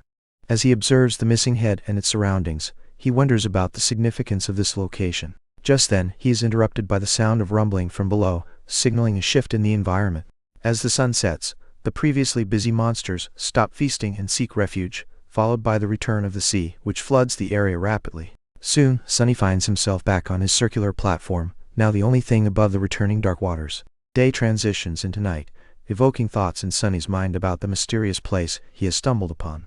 With an empty stomach and many thoughts, Sunny sat down on the platform and asked his shadow to wake him if anything happened before closing his eyes to sleep.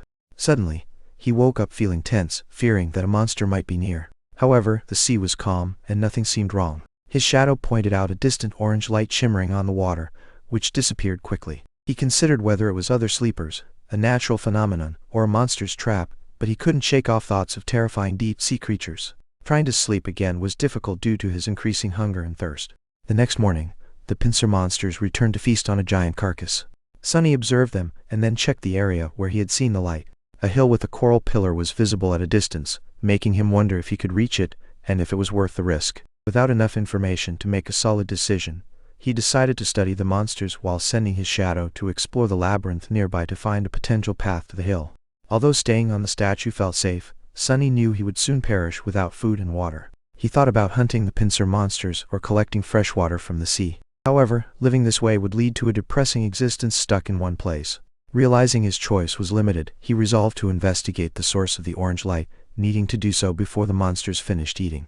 Determined, Sunny planned to leave the statue the next morning, using that day to explore the labyrinth and prepare himself. At night, a storm whipped through the sea, and Sunny was alerted by his shadow. This time, he was not annoyed by the rain, instead grateful for the chance to collect fresh water. After enduring the storm, he felt sore but immediately began his descent from the statue as the monsters arrived. Sunny was excited to take action, rather than remain passive. He used his rock climbing skills to navigate down safely and quickly adjusted to walking through the mud without making noise. Entering the cool shade of the labyrinth, he sent his shadow to scout ahead. As he moved forward, he focused on reaching the hill before sunset, mindful of the dangerous tide. He felt confident as he navigated the paths, but soon his guard lowered, resulting in a delay when a massive pincer emerged from the mud ahead, threatening to cut him in half.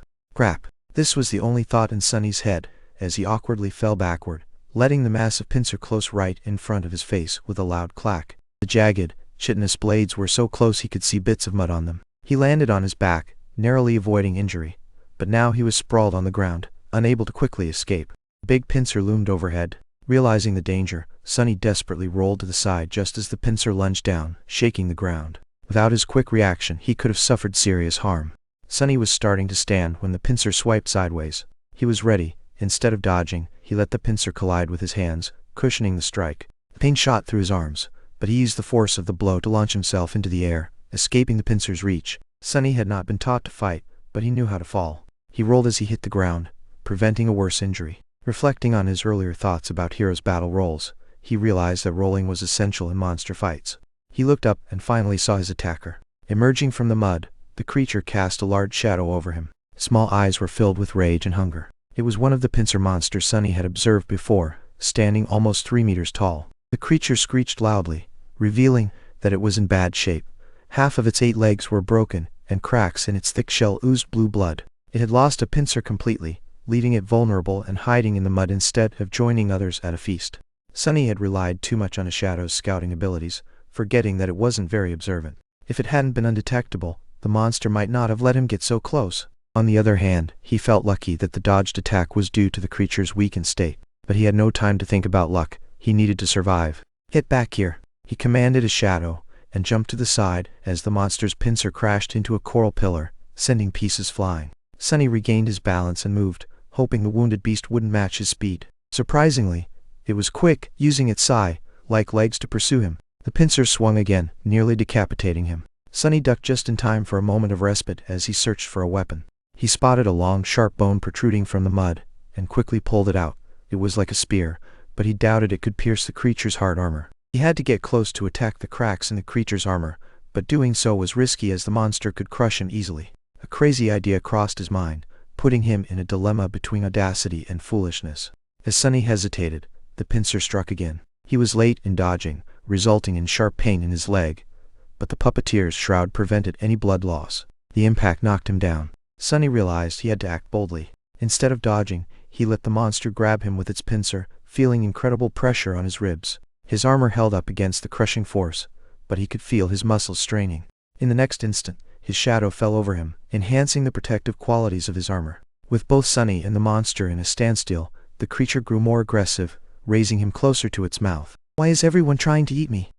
Am I that tasty?" Sunny thought as he kept still. He knew he had one shot to live. At the last moment, he let his shadow flow onto the sharp bone gripped in his fist. Gathering all his strength, he leaned forward and thrust the bone into the creature's eye. Sunny twisted it, trying to inflict maximum damage. For a brief moment, nothing happened until he felt the pincer's grip loosening. It opened, dropping Sunny down as it crashed to the ground, the bone still embedded in its head and bleeding blue liquid. Breathing heavily, he realized he had won the battle. "You have slain an awakened beast, carapace scavenger. You have received a memory, Azure Blade. Your shadow grows stronger." Sunny lay in the mud, catching his breath while hearing a voice from the spell. He noticed he was feeling slightly stronger, sharper and smoother. Curious about this change, he summoned the runes and saw he had accumulated 14 shadow fragments. He realized that collecting these fragments became automatic by defeating enemies. Dormant soul cores gave him 1 fragment, while awakened ones gave him 2. He needed to deal the final blow himself to absorb their shadows. Previously, he thought he could have a safer life away from battles, but now he understood that he had no choice but to fight to gain strength. Even though he couldn't store shadow fragments like others do with soul shards, he could freely spend his earned soul shards since he wouldn't need them for his power. This meant he could efficiently earn and use resources in the future. Strengthening his shadow core would also enhance both himself and his shadow, doubling the benefits he received from each fragment.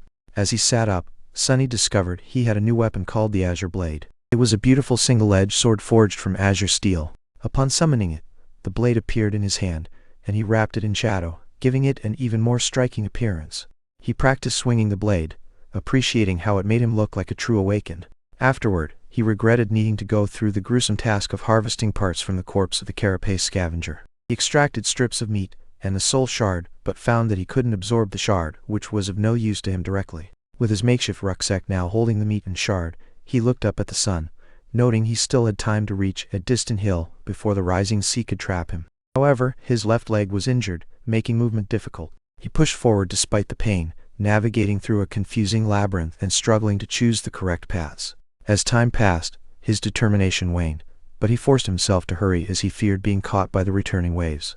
Just when despair set in, Sunny's shadow spotted something in a clearing ahead, leading to a moment of shock for him. He saw a tall girl with fair skin dressed in seaweed, calmly observing her surroundings. It was Nephi's, the changing star, holding a golden rope. Behind her was Kasha, the blind girl, following closely. Gray sky above, black mud below, and an endless sea of crimson in between created a dreamlike backdrop for 2 girls walking across a labyrinth.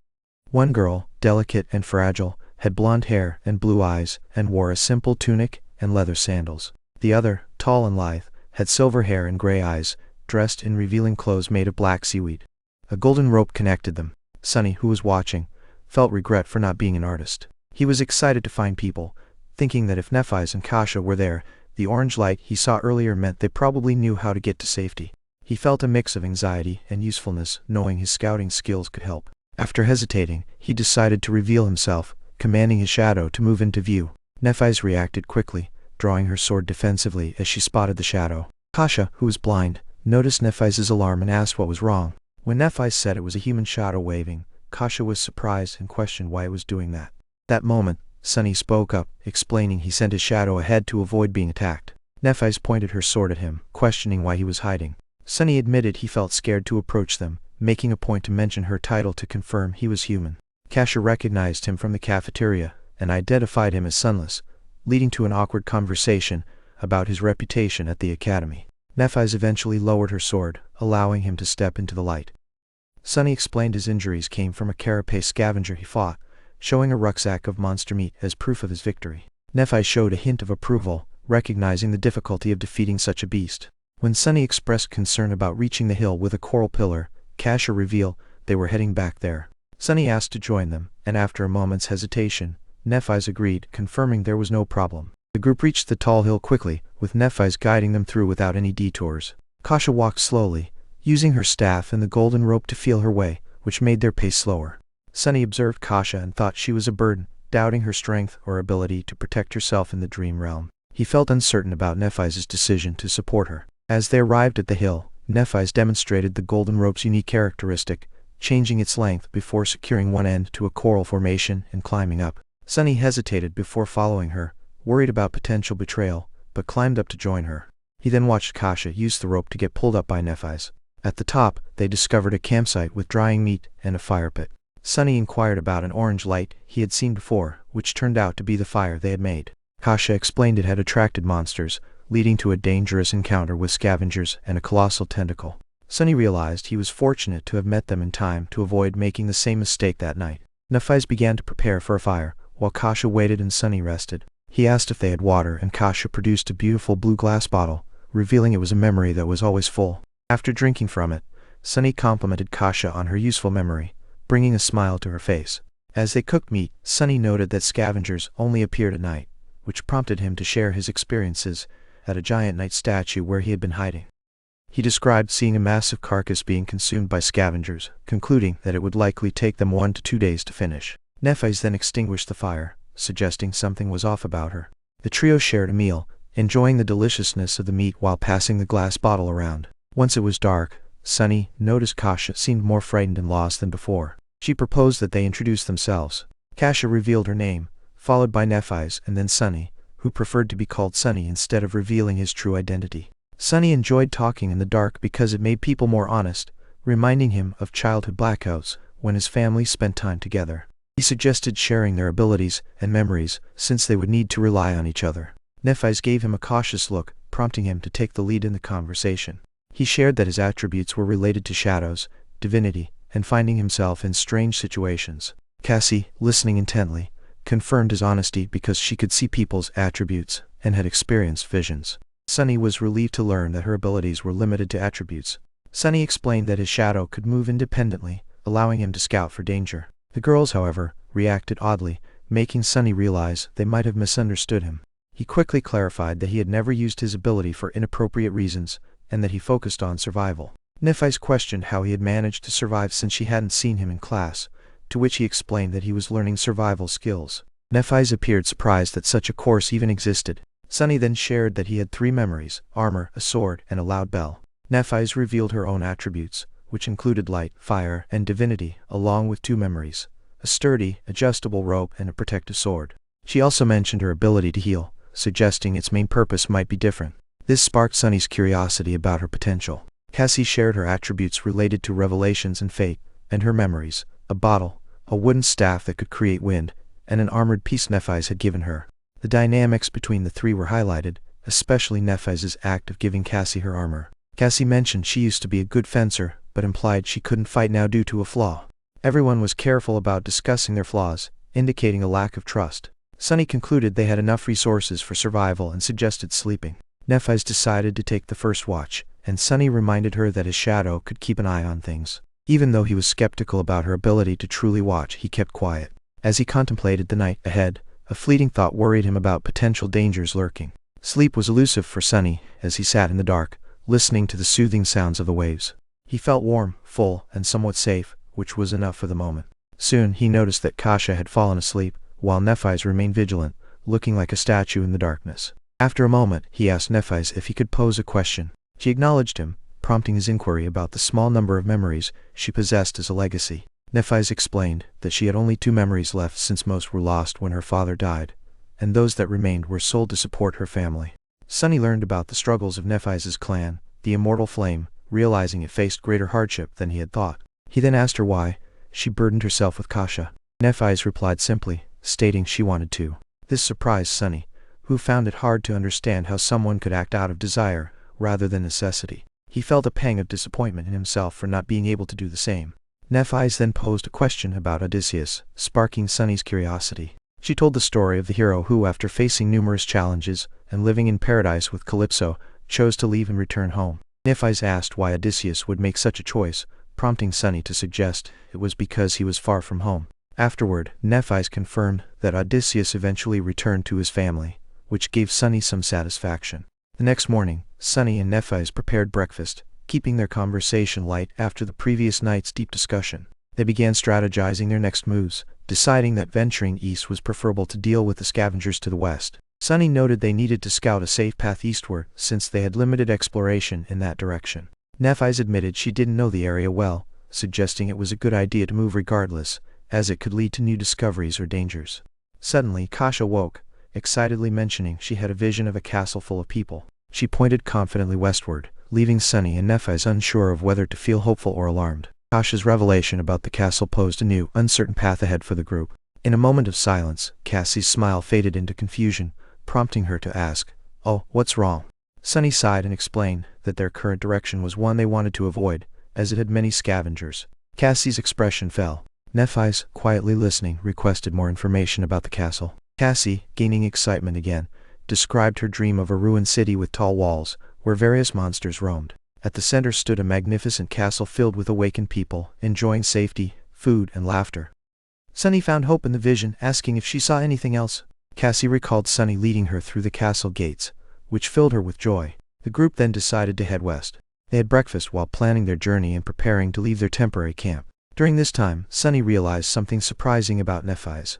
Initially, he saw her as confident and distant, and her behavior seemed to confirm that. However, after observing her more closely, he discovered that Nephi's was actually very awkward in social situations. She struggled to communicate properly, often stumbling over her words or mixing up her tone. Though she had feelings, she seemed unable to express them, leading to a cold and neutral appearance. Realizing this, Sunny was shocked, questioning how someone like Nephi's could be so different from his initial impressions. He had always thought protagonists were confident and strong, while he and Cassie were more background characters. Despite Nephi's difficulties with social skills, she still managed to achieve a lot, hinting at her strength. At that moment, Nephi's noticed him staring and asked, "What?" He quickly shook off his thoughts and asked when they would set off. Nephi's replied, "Soon," indicating her habitual briefness in communication. As morning arrived, they left their hill and headed west, retracing their steps. Nephi's led the way with her sword ready, while Sunny held the golden rope to guide Cassie. His shadow scouted ahead for danger in the twisting labyrinth that lay before them. The landscape was familiar, but felt different today. Soon the shadow stumbled upon a group of large, hungry scavengers. "Halt!" Sunny whispered as he watched a group of scavengers through his shadow. Nephi's quickly summoned her sword and looked at him for guidance, while Kasha hesitated, raising her staff. Sunny counted the scavengers ahead and noted that there were 6, stronger than the one he had previously killed. "There are scavengers on the path ahead, moving toward us," he said. Nephi's assessed the situation and concluded they were likely done with their meal, which led them to suggest a different path. The 3 of them cautiously changed direction to avoid the scavengers, but this continued for over an hour, making it hard to reach the large statue they sought. Eventually, they had to pause at a dead end, unable to move because of a group of creatures passing by. Sunny sighed, frustrated that they weren't making progress. Kasha suggested turning back, which was sensible, but Sunny and Nephi's knew it would only become more difficult the next day. Nephi's then proposed that they should fight instead. Sunny was hesitant, pointing out that fighting so many scavengers was dangerous. Nephi's insisted they could take on smaller groups. She asked if Sunny had studied the scavenger he had killed earlier, to which he admitted he hadn't. Nephi's explained that scavengers have 3 weak points: their joints, where their torso connects to the carapace, and a spot on their back where the armor is thin. This information was critical for understanding how to approach a fight. Determined, they decided to engage a scavenger that was close by. Nephi's prepared Kasha to wait safely, while she and Sunny approached the clearing where the scavenger would appear. As they faced the monster, Nephi's distracted it while Sunny got into position. When the scavenger attacked, Nephi's dodged artfully, managing to inflict a small wound on one of its legs. As the scavenger focused on her, Sunny saw his chance. He leaped onto the monster's back, found the weak spot, and struck with his blade. The scavenger collapsed, and Sunny landed safely nearby, surprised that it ended so quickly. A voice announced that he had slain an awakened beast, and his shadow grew stronger. Sunny lay in the mud, surprised by how quickly the fight had ended without injuries. After confirming the monster was dead, he checked his shadow fragments count and realized he had 16 out of 1,000. He recalled Master Jet's lesson that survival in the dream realm required teamwork. Sunny had always thought self-sufficiency was strength, but now he understood that sharing burdens could enhance survival chances. He recognized that both he and Nephi's needed each other to defeat the scavenger easily, highlighting the value of working together. Sunny approached Nephi's to check her condition. Although her seaweed clothes were damaged, she was fine. When she asked for a memory of armor, he refrained from offering his valuable suit. Nephi's then instructed him to bring Cassie, the blind girl who had waited for their return. After Sunny reassured Cassie that everything was okay, he guided her back while reflecting on his sister, painfully reminded of their past. Back at the clearing, Nephi's had collected the scavenger's soul shard and tossed it to Sunny, stating she didn't have pockets. Sunny caught it, puzzled about why she didn't absorb it, but accepted it for later division of spoils. Their day continued with Sunny's shadow scouting and Nephi's luring scavengers, leading to several successful fights with minimal risk. He admired her skill in combat, realizing how experience and technique outweighed raw strength. Sunny acknowledged his role was essential, yet he felt overshadowed by Nephi's prowess. He felt a mix of elation and frustration as his shadow fragments increased to 22. As they approached the Headless Knight statue, Nephi's directed their movements around a group of scavengers. Climbing the statue with Cassie proved challenging, but they managed, taking turns pulling her up using a rope. Once safe at the top, they rested, eating dried meat and sharing water. Nephi's asked Sunny for the day's spoils, and he brought out the soul shards. Without discussion, Nephi's took 2 shards, gave one to Cassie, and Sunny watched quietly. Eventually, he offered all 3 of his shards to Nephi's, proposing a trade. He would give her soul shards in exchange for fighting lessons, knowing her strength would benefit their group's survival. Nephi's evaluated Sunny silently, making him nervous, as he felt her analyzing his battle performance. Eventually, she agreed to teach him, which made Sunny feel successful, creating a favorable impression on Nephi's and Cassie. When he asked when they would start training, Nephi's responded, "Now," surprising him since the sun was almost gone. She explained that they would begin with words for the day and turned to Cassie, instructing her to listen as well. Nephi's described 2 aspects of combat mastery: the body and the mind. Training the body requires repetition and experience, as techniques must become instinctual through countless battles. A real fight has more impact than a lot of training. While her advice made sense, it also raised questions about her own experiences, as she outmatched skilled fighters with ease despite their years of training. Nephi's then stated that training the mind is complex. Mastery of the mind governs combat outcomes, often decided before any action. She asked for their thoughts on the essence of combat.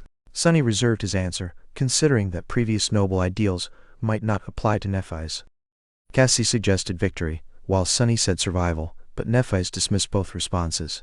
She revealed that the essence of combat is murder, explaining that at its core, one's goal is to kill their opponent, reflecting the harsh reality that one will ultimately kill, and the other will die. Nephi's emphasized that style, weapons, and intent do not matter. Only the goal of being the last one standing is significant. Combat actions should aim either to kill or to avoid being killed. By understanding this, one can achieve clarity in mastering the mind. Later, Sunny struggled to sleep under the weight of her teachings, focusing on 3 essentials for a warrior: repetition, experience, and clarity. The notion of killing at the heart of being a warrior resonated with him, reflecting his own life experiences of survival and loss. He recognized that life and combat often blend for those like him, now realizing his time at the academy was just a different battle. This sobering thought led him to contemplate whether he was uniquely suited to be awakened due to his past experiences. With this reflection, he finally fell asleep, only to be awakened by a scream the next morning. Sunny woke up in a panicked state, feeling that something was wrong. His shadow was ready for action as he found Nephi's nearby, sword raised, and he worried about Cassie, who was missing. He searched anxiously for her, fearing the worst. As dawn approached, the darkness around them began to lift, revealing no immediate threat. When he finally spotted Cassie, she was at the edge of the platform, looking terrified and lost. Ignoring the risks, Sunny ran to her and caught her just before she could fall into the dark waters below. He reassured her that everything was okay, but Cassie was still shaking and couldn't explain what had frightened her. Nephi's listened and also looked out for any danger, but when asked if she saw anything, Sunny had to admit he didn't see anything alarming. He helped calm Cassie and checked for injuries, discovering she was unharmed. However, she seemed unable to articulate what had happened. Nephi suggested they give Cassie some space, thinking she might need time to recover. Sunny agreed to keep an eye on her. As the sun rose and the sea calmed, Nephi led Sunny to the edge while keeping Cassie in view. Cassie sat hugging her knees, her eyes closed and trembling. Sunny questioned whether it was right to leave her alone, but Nephi insisted she was strong. Though Sunny had doubts about Cassie's resilience, he recognized that surviving her challenges was a form of strength. Nephi made Sunny summon his azure blade for practice. She explained the differences between their swords, noting that his sword was better for cutting, while hers was designed for both cutting and thrusting. She demonstrated the techniques for generating power in strikes, emphasizing that strength comes from the whole body, not just the hands. Sunny mimicked her movements and learned quickly, but when Nephi told him to practice 1,000 times, he was taken aback. Despite his surprise, he accepted her challenge. As he began his repetitions, he focused on the fundamentals, generating force through his body, not just his hands. He counted each strike, determining to improve through repetition and practice, while hoping Cassie would soon be ready to talk about what troubled her. With every muscle in his body sore, Sunny approached Kasha and collapsed on the ground. After catching his breath, he asked if she felt better. After a moment, Cassie nodded, but she still looked pale and dazed, though at least her body was no longer trembling. Unsure of what to say, Sunny glanced at Nephi, realizing how odd it was for him to be the most sociable one around. "Can I have some water?" he asked, and Cassie seemed confused. Suddenly, she apologized and offered him a limitless water bottle. He gratefully drank before passing it to Nephi, who returned it to Cassie. He encouraged her to drink some as well, and gently patted her shoulder, asking if she had another vision. Cassie hesitated, and said, "It might have just been a nightmare." Sunny and Nephi exchanged glances, unconvinced it was just a nightmare since people usually did not dream in the dream realm. Cassie mentioned she only remembered fragments. Sunny encouraged her to share anything she could recall, and eventually, she began to describe her vision. She mentioned seeing a vast darkness behind 7 seals, feeling that looking at it directly would drive her mad. The seals broke one by one, and once the last seal was broken, her mind shattered into many pieces, reflecting different images. She recalled a human castle at night, enveloped in fire, and images of various figures such as a corpse in armor and a woman overwhelmed by monsters. Lastly, she saw a massive, terrifying crimson spire with severed heads and a dying angel being consumed by shadows, evoking a deep sorrow in her. After Cassie finished, Sunny and Nephi were left in silence, trying to interpret her unsettling vision. Sunny suggested it might have just been a nightmare, which Cassie confirmed was unlike her previous visions. He speculated that dreaming occasionally might be a side effect of her ability, which briefly relieved her. They prepared to welcome a new day before sitting on the edge of a platform while observing the scavengers below, wondering if they should leave before being overwhelmed by them. Suddenly, they noticed shimmering crystals from a carcass and realized they were shards of transcendent soul cores, which filled Sunny with both greed and fear. As they considered their next steps, 2 larger figures emerged from the labyrinth. Nephi noted these were not mere scavengers, but monsters dangerous and possessive of a warped intelligence. The 2 creatures approached the carcass, absorbing the soul shards before departing with them. Nephi decided they would wait until the following day to leave, instructing Sunny to send his shadow to follow the 2 monsters. Because of the shadow fragments Sunny had absorbed recently, his shadow control range improved slightly, but it was not enough to explore deeply into the labyrinth. He knew the general direction the 2 large monsters were moving, west. After sharing this with Nephi, Sunny decided to rest since the next day promised to be difficult and dangerous, and he needed to recover. Later, Sunny lay on his back, looking at the gray sky, while Cassie sat beside him, lost in thought, and Nephi seemed to be meditating or possibly asleep. Cassie then spoke to him, asking if he thought they would be able to return home. Sunny initially glanced at her, then looked back at the sky, assuring her that he believed they could. When Cassie asked for his reasoning, Sunny pointed to Nephi, indicating that she was capable.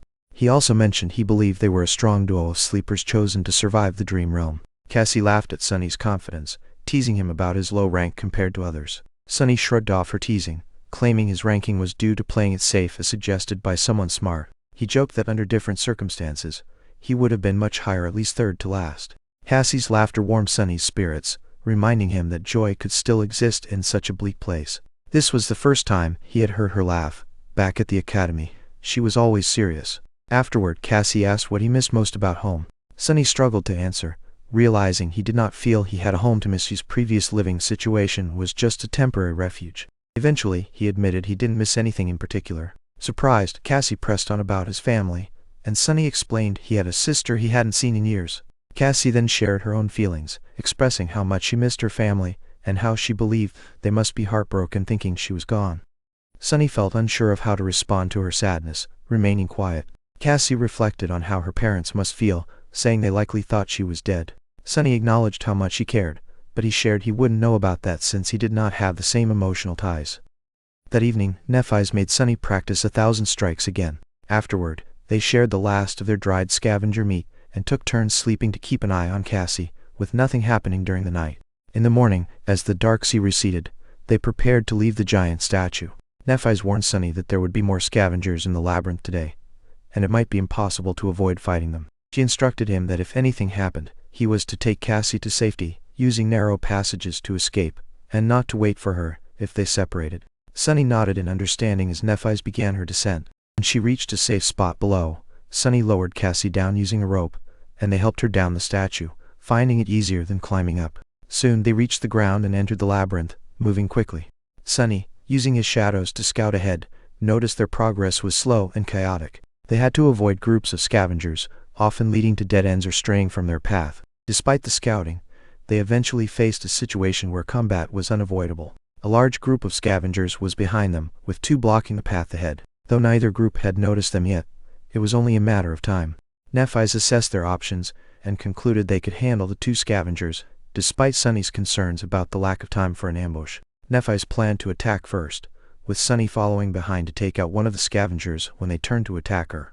They would then work together to defeat the second one. Despite his admiration for Nephi's skills, Sunny was anxious about the danger of facing 2 scavengers simultaneously. He remembered she was absent from Cassie's earlier vision, which added to his fears. However, realizing they had no other choice, he gritted his teeth and agreed to the plan. After a moment, Nephi summoned her sword and stepped forward, readying herself for the confrontation. After finding a hiding place for Cassie, Sunny and Nephi's moved to confront the scavengers. Nephi's quickly prepared herself and charged forward. Sunny struggled to keep up and reflected on always trailing behind her. Nephi's ran like an arrow, wielding her sword as she approached the 2 scavengers. The creatures, noticing her, reacted fiercely, but Nephi's had a reckless plan to evade them, which she executed by sliding through mud and using her sword to stop herself. While Nephi's dealt with 1 scavenger, Sunny faced his own challenges. He attempted to attack the second scavenger from above but failed to land a critical hit, only bouncing off its hard shell. Disoriented, he fell into the mud, narrowly avoiding a deadly blow. Once he regained his composure, he prepared to fight, feeling empowered by the shadow from his sword. Despite his instincts urging him to retreat, Sunny chose to jump toward the scavenger, feeling that he needed to close the distance for an effective strike. He swiftly hit one of the scavenger's legs, severing it and causing blue blood to spray. Using the moment of weakness, he thrust his sword into the creature's mouth, successfully killing it. Afterward, Sunny turned to help Nephi's, but found another scavenger already dead, presumably killed by her. As he approached, he heard her strained voice warning him to stay back.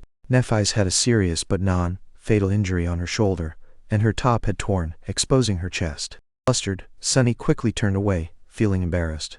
After a brief exchange, Sunny went to retrieve Cassie. When he returned, Nephi's had restored her attire. Despite feeling unsettled by their earlier encounter, he was relieved to see her uninjured.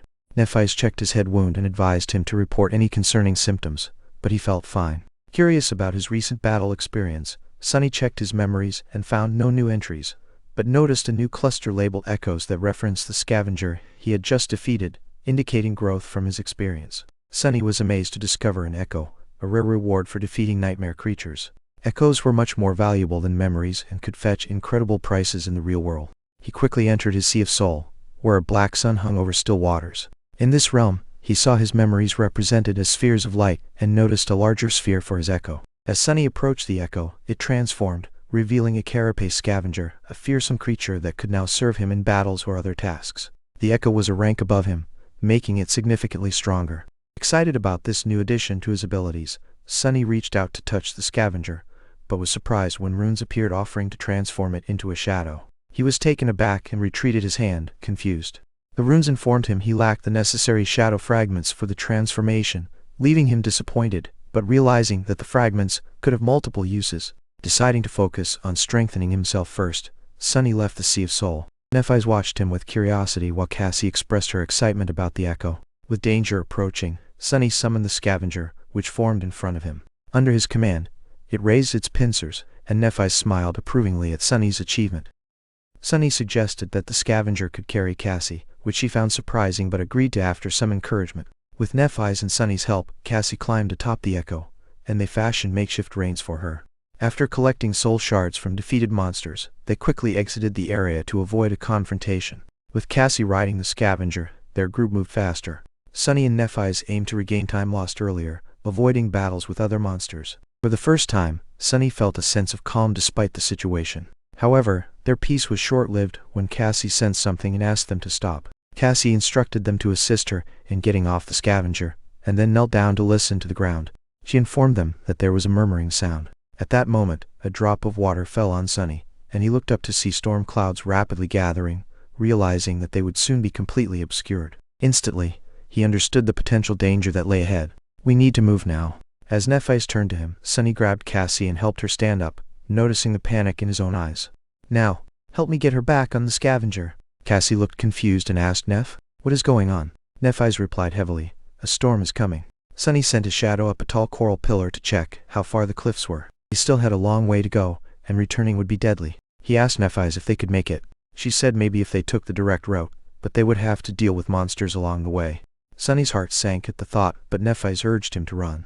As they raced forward, rain began to pour, and the winds whipped around them, dragging debris into the air. With the sky darkening and the sunlight fading, Sunny ran for his life, leading Nephi's and Cassie through the labyrinth. The scavenger carrying Cassie moved quickly behind them. They ran without fear of monsters, as the creatures also seemed scared and were trying to hide from the storm. Very few attacked, and a quick show of force was enough to deter them. However, the storm was catching up. The rain transformed into a downpour, and winds became so strong they were difficult to withstand. A bright flash of lightning illuminated the scene, and thunder crashed shortly after. The ground shook and Sunny lost his balance, falling into the mud. Nephi shouted for him to keep moving. With the water rising quickly around him, Sunny gritted his teeth as he realized the sea was coming back. No matter where it was coming from, it kept rising higher, making it harder to run. They had to keep going despite the water reaching his ankles, then his knees and soon his waist, slowing them down significantly.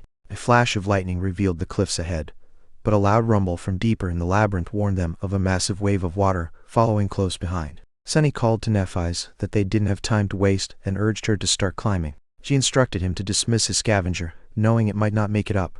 After helping Cassie down, Sunny sent the scavenger away and saw Nephi's letting Cassie climb onto her back. Using a golden rope, they tied each other together, then began their ascent up the wet cliffs. Once they began climbing, they felt a massive wave hit just below them. Sunny held on tightly, narrowly avoiding falling rocks from above. They were still alive, but the rising water continued to approach, forcing them to climb even faster. Sunny struggled for handholds in the slick rock, knowing a single slip could lead to disaster. Thor made climbing even harder. Despite the pain in his muscles and the sharp rocks cutting him, Sunny pushed on, aided by the shadow wrapped around him. No matter what he did, he couldn't gain any ground as the water kept rising, threatening to engulf them. Eventually, the water reached his shoulders, and he lost his grip. Just when he thought he would be swept away, a golden rope appeared beside him. He grabbed onto it tightly, and it pulled him back up against the cliff. With the rope's support, he climbed again until a strong hand reached down and pulled him over the cliff's edge. Sunny fell onto the ground, trying to catch his breath. After a moment, he glanced to his right and saw Nephi's lying there, exhausted but alive, still holding the golden rope. Cassie was nearby, recovering as well. Though he wanted to laugh, he had no energy left. They had survived. For a few minutes, Sunny lay on the ground, feeling the rain on his face. Lightning flashed, lighting up the dark surroundings. Despite the darkness, his special ability helped him see Nephi's and Cassie resting nearby. A sense of unease crept in, prompting him to wonder why he felt this way. He finally realized it was his shadow trying to alert him about something. He felt too tired to act, but his shadow was insistent. Eventually, he rolled onto his stomach and stood up, catching Nephi's attention. She asked what was wrong, to which he responded that he didn't know yet, but something felt off. Cassie moved closer to Nephi's as Sunny scanned their surroundings for danger. With his enhanced vision, he saw nothing unusual. They were on a small island formed by cliffs above a rough sea, surrounded by dirt piles and boulders. Nephi summoned her sword, asking Sunny if he saw anything, but he shook his head. Just then, a lightning flash revealed massive, irregularly shaped black boulders nearby. To Sunny's horror, he recognized them as scavengers lying silently on the ground. Panic consumed Sunny as he counted 8 scavengers. Realizing they were not alone on the cliffs, he felt a chill. Nephi sensed his fear and asked if he was okay. He instructed her and Cassie not to speak or move. They complied, though confusion was evident on their faces.